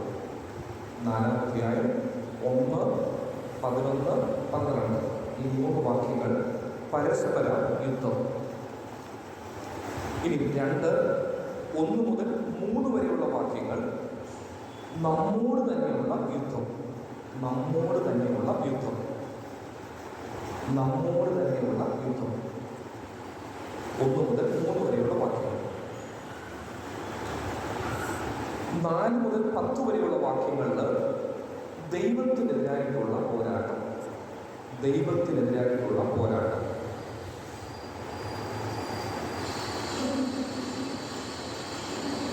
നാല് മുതൽ 10 വരെയുള്ള വാക്യങ്ങൾ ദൈവത്തിനെതിരായിട്ടുള്ള പോരാട്ടം.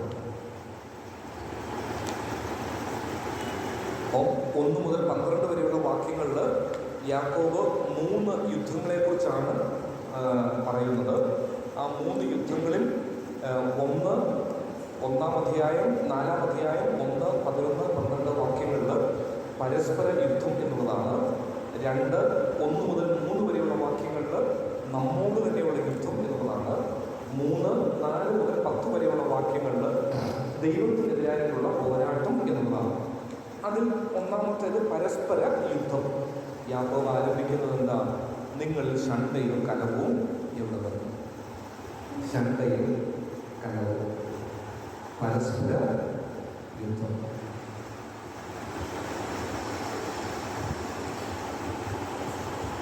ഈ ശിഷ്യന്മാരുടെ ഇടയിലുണ്ടായിരുന്നില്ല പരസ്പരം അങ്ങോട്ടും ഇങ്ങോട്ടും. അതുകൊണ്ടാണ് കർത്താവ് ഗലാത്യ സഭയോട് ഗലാത്യ ലേഖനം 5-ാം അധ്യായം അതിൻ്റെ 15-ാം വാക്യം പൗലോസ് പറയുന്ന ഒരു മുന്നറിയിപ്പായി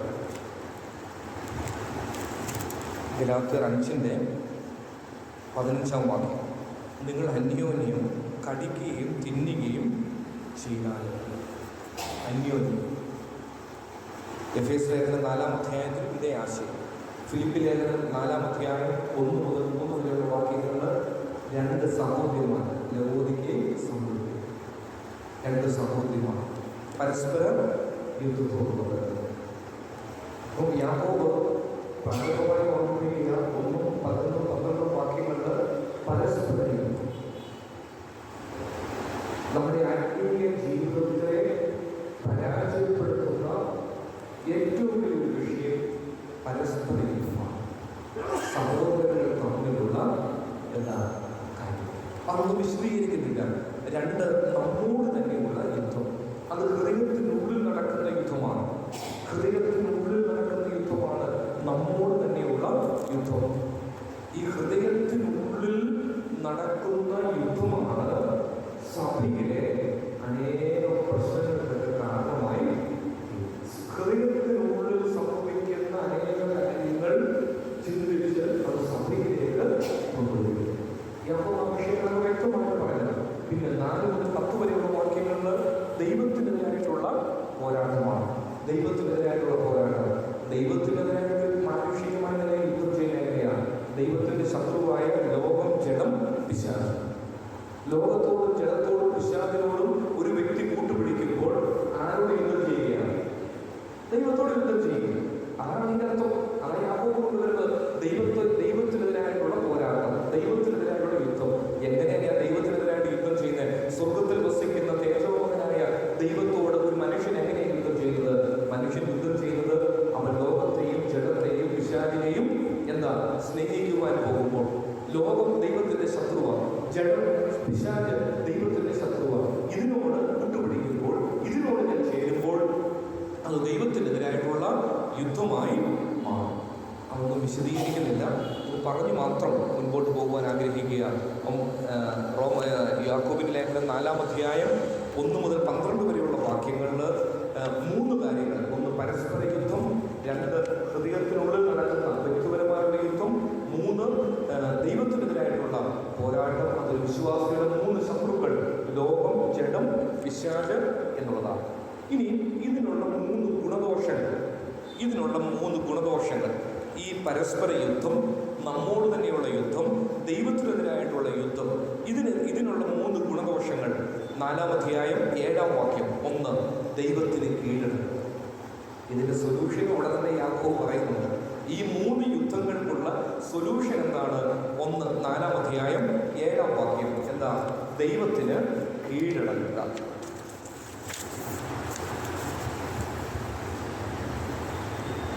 4-ാം അധ്യായം 7-ാം വാക്യം.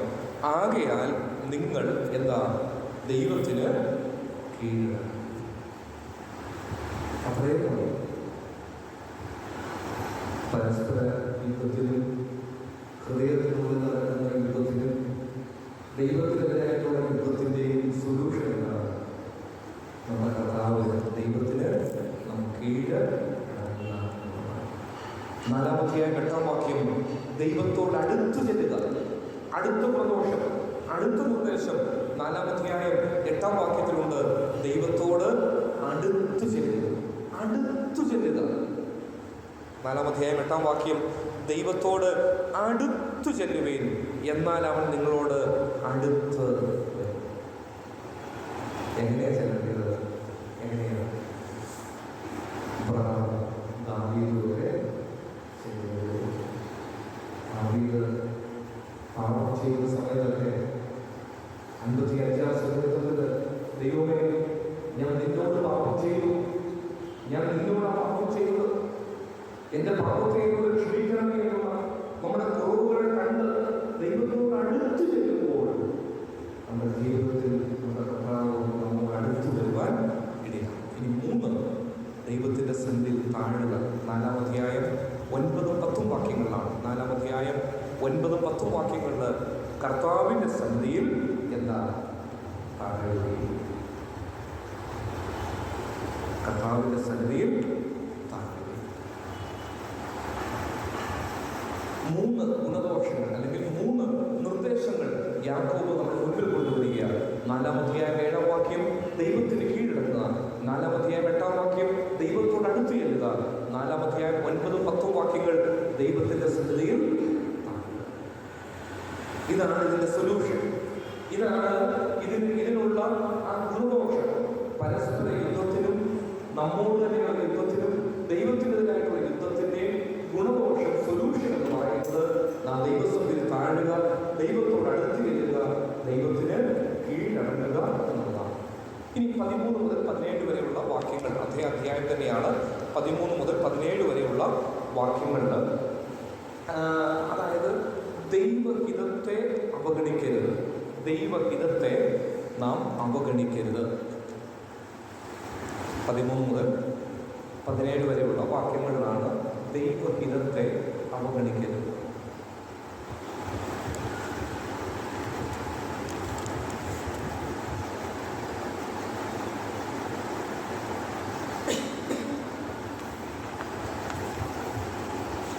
ദൈവഹിതത്തെ അവഗണിക്കരുത്.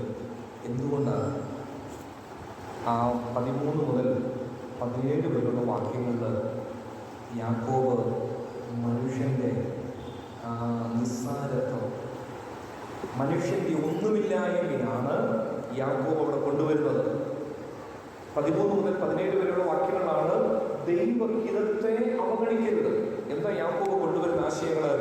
മനുഷ്യൻ്റെ നിസ്സാരത്വം, മനുഷ്യന്റെ ഒന്നുമില്ലായ്മ. 13-ാം വാക്യം, ഇന്നോ നാളെയോ ഞങ്ങൾ ഇന്ന പട്ടണത്തിൽ പോയി അവിടെ ഒരാണ്ട് കഴിച്ച് വ്യാപാരം ചെയ്ത് ലാഭം ഉണ്ടാക്കും എന്ന് പറയുന്നവരെ കേൾപ്പി. അത് ദൈവഹിതമല്ല. എന്താ? ഞങ്ങൾ ഇന്നോ നാളെയോ പട്ടണത്തിൽ ചെന്ന് ഒരാണ്ട് കഴിച്ച് വ്യാപാരം ചെയ്ത് ലാഭമുണ്ടാക്കും. അത് ഞാൻ പറയുകയാണ്, ഞാൻ പോയി ഞാൻ ചെയ്യും. ദൈവഹിതമല്ല. ദൈവഹിതത്തെ അവഗണിക്കരുത്. എന്തുകൊണ്ടാണ്? യാക്കോബ് പറയുകയാണ്, ഞാൻ അങ്ങനെ പോയി ഞാൻ ഇന്നിന്റെ കാര്യങ്ങൾ ചെയ്ത് ലാഭമുണ്ടാക്കുമെന്ന് ഞാൻ ചിന്തിച്ചാൽ കേട്ടോളാം. എന്താ? കേൾപ്പീൻ. 14-ാം വാക്യം, നാളത്തേത് നിങ്ങൾ അറിയുന്നില്ല. ഓ സ്തോത്രം! എന്താ യാക്കോബ് പറയുകയാ, ഞാൻ ഇന്നോ നാളെയോ പുറപ്പെട്ട് ഒരാണ്ട് കഴിഞ്ഞ് ലാഭമുണ്ടാക്കി ഞാൻ തിരിച്ചു വരുമെന്ന് ഞാൻ പറയുമ്പോൾ ദൈവഹിതത്തെ അവഗണിച്ചുകൊണ്ടാണ് ഞാൻ പറയുന്നത്. അതുകൊണ്ട് യാക്കോബ് എന്താ പറയുന്നത്? 14-ാം വാക്യം, നാളത്തേത് എന്താ നിങ്ങൾ അറിയുന്നത്. നാളത്തേത് നിങ്ങൾ അറിയുന്നില്ല. ഇനി അടുത്തത്, നിങ്ങളുടെ ജീവൻ എങ്ങനെയുള്ളതാണ്? ചോദിച്ചില്ല. യാക്കോബ് ചോദിക്കുക, നിങ്ങളുടെ ജീവൻ എങ്ങനെയുള്ളതാണ്? അടുത്ത ചോദിച്ചിട്ട് എന്താണ്? അല്പനേരത്തേക്ക് കാണുന്നതും പിന്നെ മറഞ്ഞു പോകുന്നതുമായ എന്താ? ആവിയാണ്. ആവി.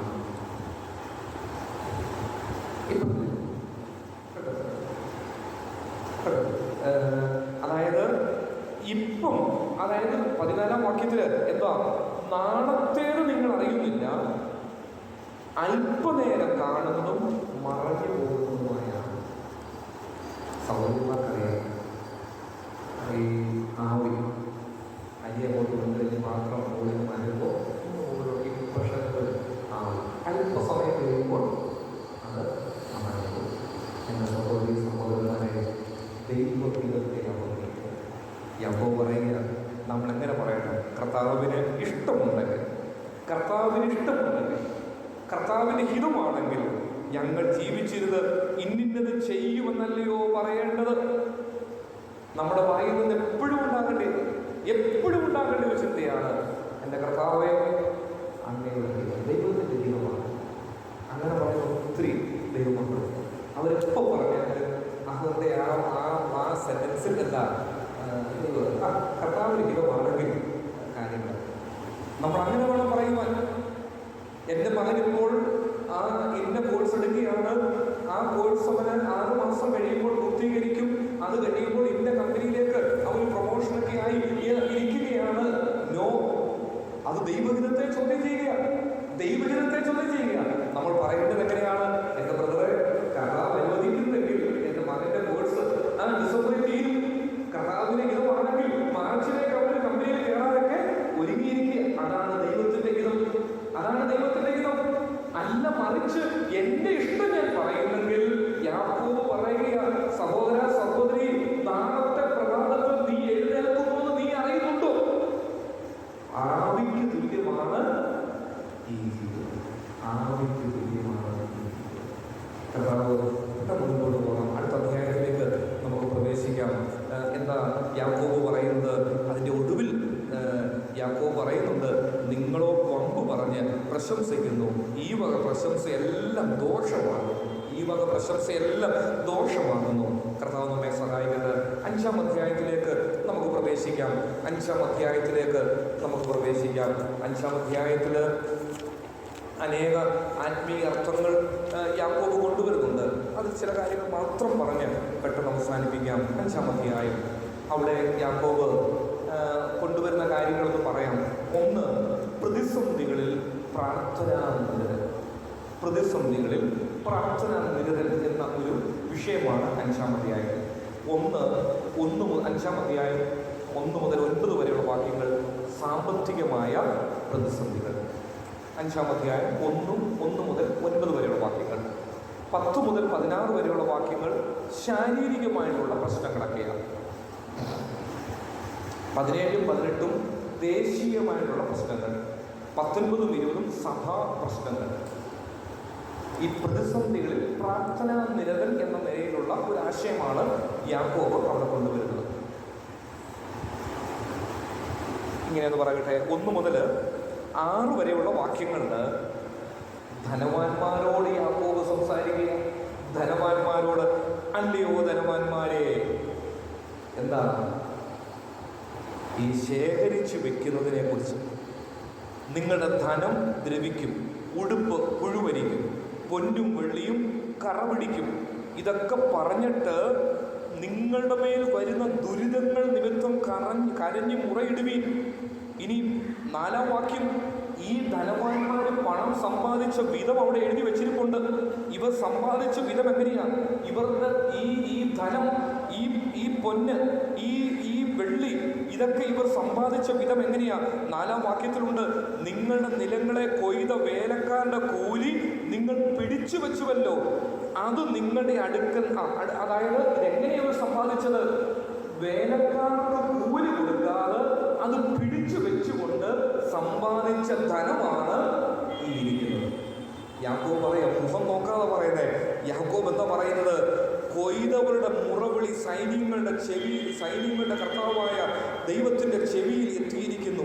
5-ാം വാക്യം, ഈ സമ്പാദിച്ച പണം കൊണ്ട് ഇവരെന്താ ചെയ്യുന്നത്? അവർ സുഖിച്ചു കുളച്ച് അവർ ജീവിക്കുക. ഇനി അവരുടെ മേൽ എന്താ വരാൻ പോകുന്നത്? ദുരിതങ്ങൾ വരാൻ പോകുന്നു. 1-2 മണിക്കൂർ വിശദീകരിക്കേണ്ട ഒരു വിഷയമാണ് 1 മുതൽ 6 വരെയുള്ള. അല്ലയോ ധനവാന്മാരെ, അവർ സമ്പാദിച്ച ധനത്തിന്റെ വഴി അന്യായമായിട്ടാണ് സമ്പാദിച്ചത്. ഈ സമ്പാദ്യം കൊണ്ട് അവർ തിന്ന് സുഖിച്ച് കുറയ്ക്കുകയാണ്. ഇവരെങ്ങനെയാണ് സമ്പാദിച്ചത്? വേലക്കാരുടെ തങ്ങളുടെ കൂലി പിടിച്ചു വെച്ചുകൊണ്ട് ഇനി ഇവർക്ക് എന്താ വരാൻ പോകുന്നത്, അവർ കരഞ്ഞ് നിലവിളിച്ച് അവരുടെ മേൽ വരാൻ പോകുന്ന ദുരിതത്തെ ഓർത്ത് യാക്കോബ് പറയുക. 1 മുതൽ 6 വരെയുള്ള വാക്യങ്ങൾ. ഇനി 7 മുതൽ മുൻപോട്ടുള്ള വാക്യങ്ങൾ കർത്താവിൻ്റെ പ്രത്യക്ഷത വളരെ സമീപിച്ചിരിക്കുന്നു. ദീർഘക്ഷമയോടുകൂടെ നാം ഇരിക്കണം എന്ന നിലയിൽ ചില ആഹ്വാനങ്ങൾ യാക്കോബ് നമ്മുടെ മുൻപിൽ കൊണ്ടുവരികയാണ്. കർത്താവിൻ്റെ പ്രത്യക്ഷത സമീപിച്ചിരിക്കുന്നു എന്നുള്ളതാണ്. ഇനി 13 മുതൽ 20 വരെയുള്ള വാക്യങ്ങൾ അതുകൂടെ പറഞ്ഞ് അവസാനിപ്പിക്കാം. 5-ാം അധ്യായം 13 മുതൽ 20 വരെയുള്ള വാക്യങ്ങൾ. അവിടെ പ്രാർത്ഥനയെക്കുറിച്ചാണ് യാക്കോബ് കൊണ്ടുവരുന്ന പ്രാർത്ഥന. 13-ാം വാക്യം, കഷ്ടം അനുഭവിക്കുന്നവർക്ക് വേണ്ടി പ്രാർത്ഥിക്കണം. 13 നമ്മുടെ വായിക്കുന്നത് അത് തന്നെയുണ്ട്. കഷ്ടം അനുഭവിക്കുന്നവർക്ക് വേണ്ടി പ്രാർത്ഥിക്കുക. 14-ഉം 16-ഉം രോഗികൾക്ക് വേണ്ടി പ്രാർത്ഥിക്കുക. 14-ഉം 16-ഉം രോഗികൾക്ക് വേണ്ടി പ്രാർത്ഥിക്കുക. 17-ഉം 18-ഉം ഏലിയാവിൻ്റെ ഉദാഹരണങ്ങളൊക്കെ കൊണ്ടുവന്നിട്ട് രാഷ്ട്രത്തിനു വേണ്ടി പ്രാർത്ഥിക്കുക. രാഷ്ട്രത്തിനു വേണ്ടി പ്രാർത്ഥിക്കുക. 19-ഉം 20-ഉം വാക്യങ്ങൾ നഷ്ടപ്പെട്ടവർക്ക് വേണ്ടി പ്രാർത്ഥിക്കുക. വാസ്തവത്തിൽ പുസ്തകം എത്ര അനുഗ്രഹിക്കുന്നതുമായ പുസ്തകം. നമ്മുടെ ജീവിതത്തിൻ്റെ എല്ലാ ചെറുതും വലുതുമായ എല്ലാ മേഖലകളെയും തൊട്ടുണർത്തി കൊണ്ടുവന്ന് അവസാനിപ്പിക്കുന്ന ഒരു പുസ്തകമാണ്. അവൻ്റെ 13 മുതൽ 20 വരെയുള്ള വാക്യങ്ങൾ കഷ്ടം അനുഭവിക്കുന്നവർക്ക് വേണ്ടി പ്രാർത്ഥിക്കുക. 14 മുതൽ 16 വരെയുള്ള വാക്യങ്ങൾ രോഗികൾക്ക് വേണ്ടി പ്രാർത്ഥിക്കുക. 17-ഉം 18-ഉം രാഷ്ട്രത്തിന് വേണ്ടി പ്രാർത്ഥിക്കുക. 19-ഉം 20-ഉം നഷ്ടപ്പെട്ടു പോയവർക്ക് വേണ്ടി പ്രാർത്ഥിക്കുക. കർത്താവ് ആ നിലയിൽ നമ്മെ സഹായിക്കട്ടെ. ഇതൊരു ചെറിയ പുസ്തകമാണെങ്കിലും 108 വാക്യങ്ങൾ മാത്രമേ ഉള്ള ഒരു ചെറിയ ലേഖനമാണെങ്കിലും ഒരു വിശ്വാസിയുടെ ജീവിതത്തിൻ്റെ എല്ലാ തലങ്ങളെയും ഈ പുസ്തകം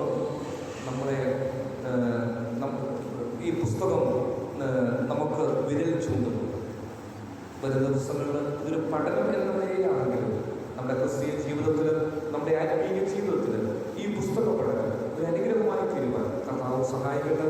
പരിശോധനയുടെ നടുവിൽ, അതുപോലെ ദൈവം അനുവദിക്കുന്ന കഷ്ടങ്ങൾ, സ്വന്തം മോഹനിമിത്തം വരുന്ന പരിശോധനകൾ, വചനം കൈക്കൊള്ളുക, വചനം അനുസരിക്കുക, വചനം പങ്കുവെക്കുക, മുഖപക്ഷം കാണിക്കരുത്, വിശ്വാസവും പ്രവൃത്തിയും, നാവിൻ്റെ ഉപയോഗം, ലോകസ്നേഹം, ജഡം, പിശാച്, ഇതെല്ലാം യാക്കോബ് ഈ പുസ്തകത്തിൽ നമ്മുടെ മുൻപിൽ കൊണ്ടുവരുന്ന ദിവസമുണ്ട്. ഈ വചനമൊക്കെ നമുക്ക് അനുഗ്രഹമായി തീരുവാൻ സ്വർഗ്ഗത്തിലെ ദൈവം സഹായിക്കട്ടെ. ഈ ശുശ്രൂഷയെ സ്വർഗ്ഗത്തിലെ ദൈവം ധാരാളം അനുഗ്രഹിക്കട്ടെ. കർത്താവിനാണ്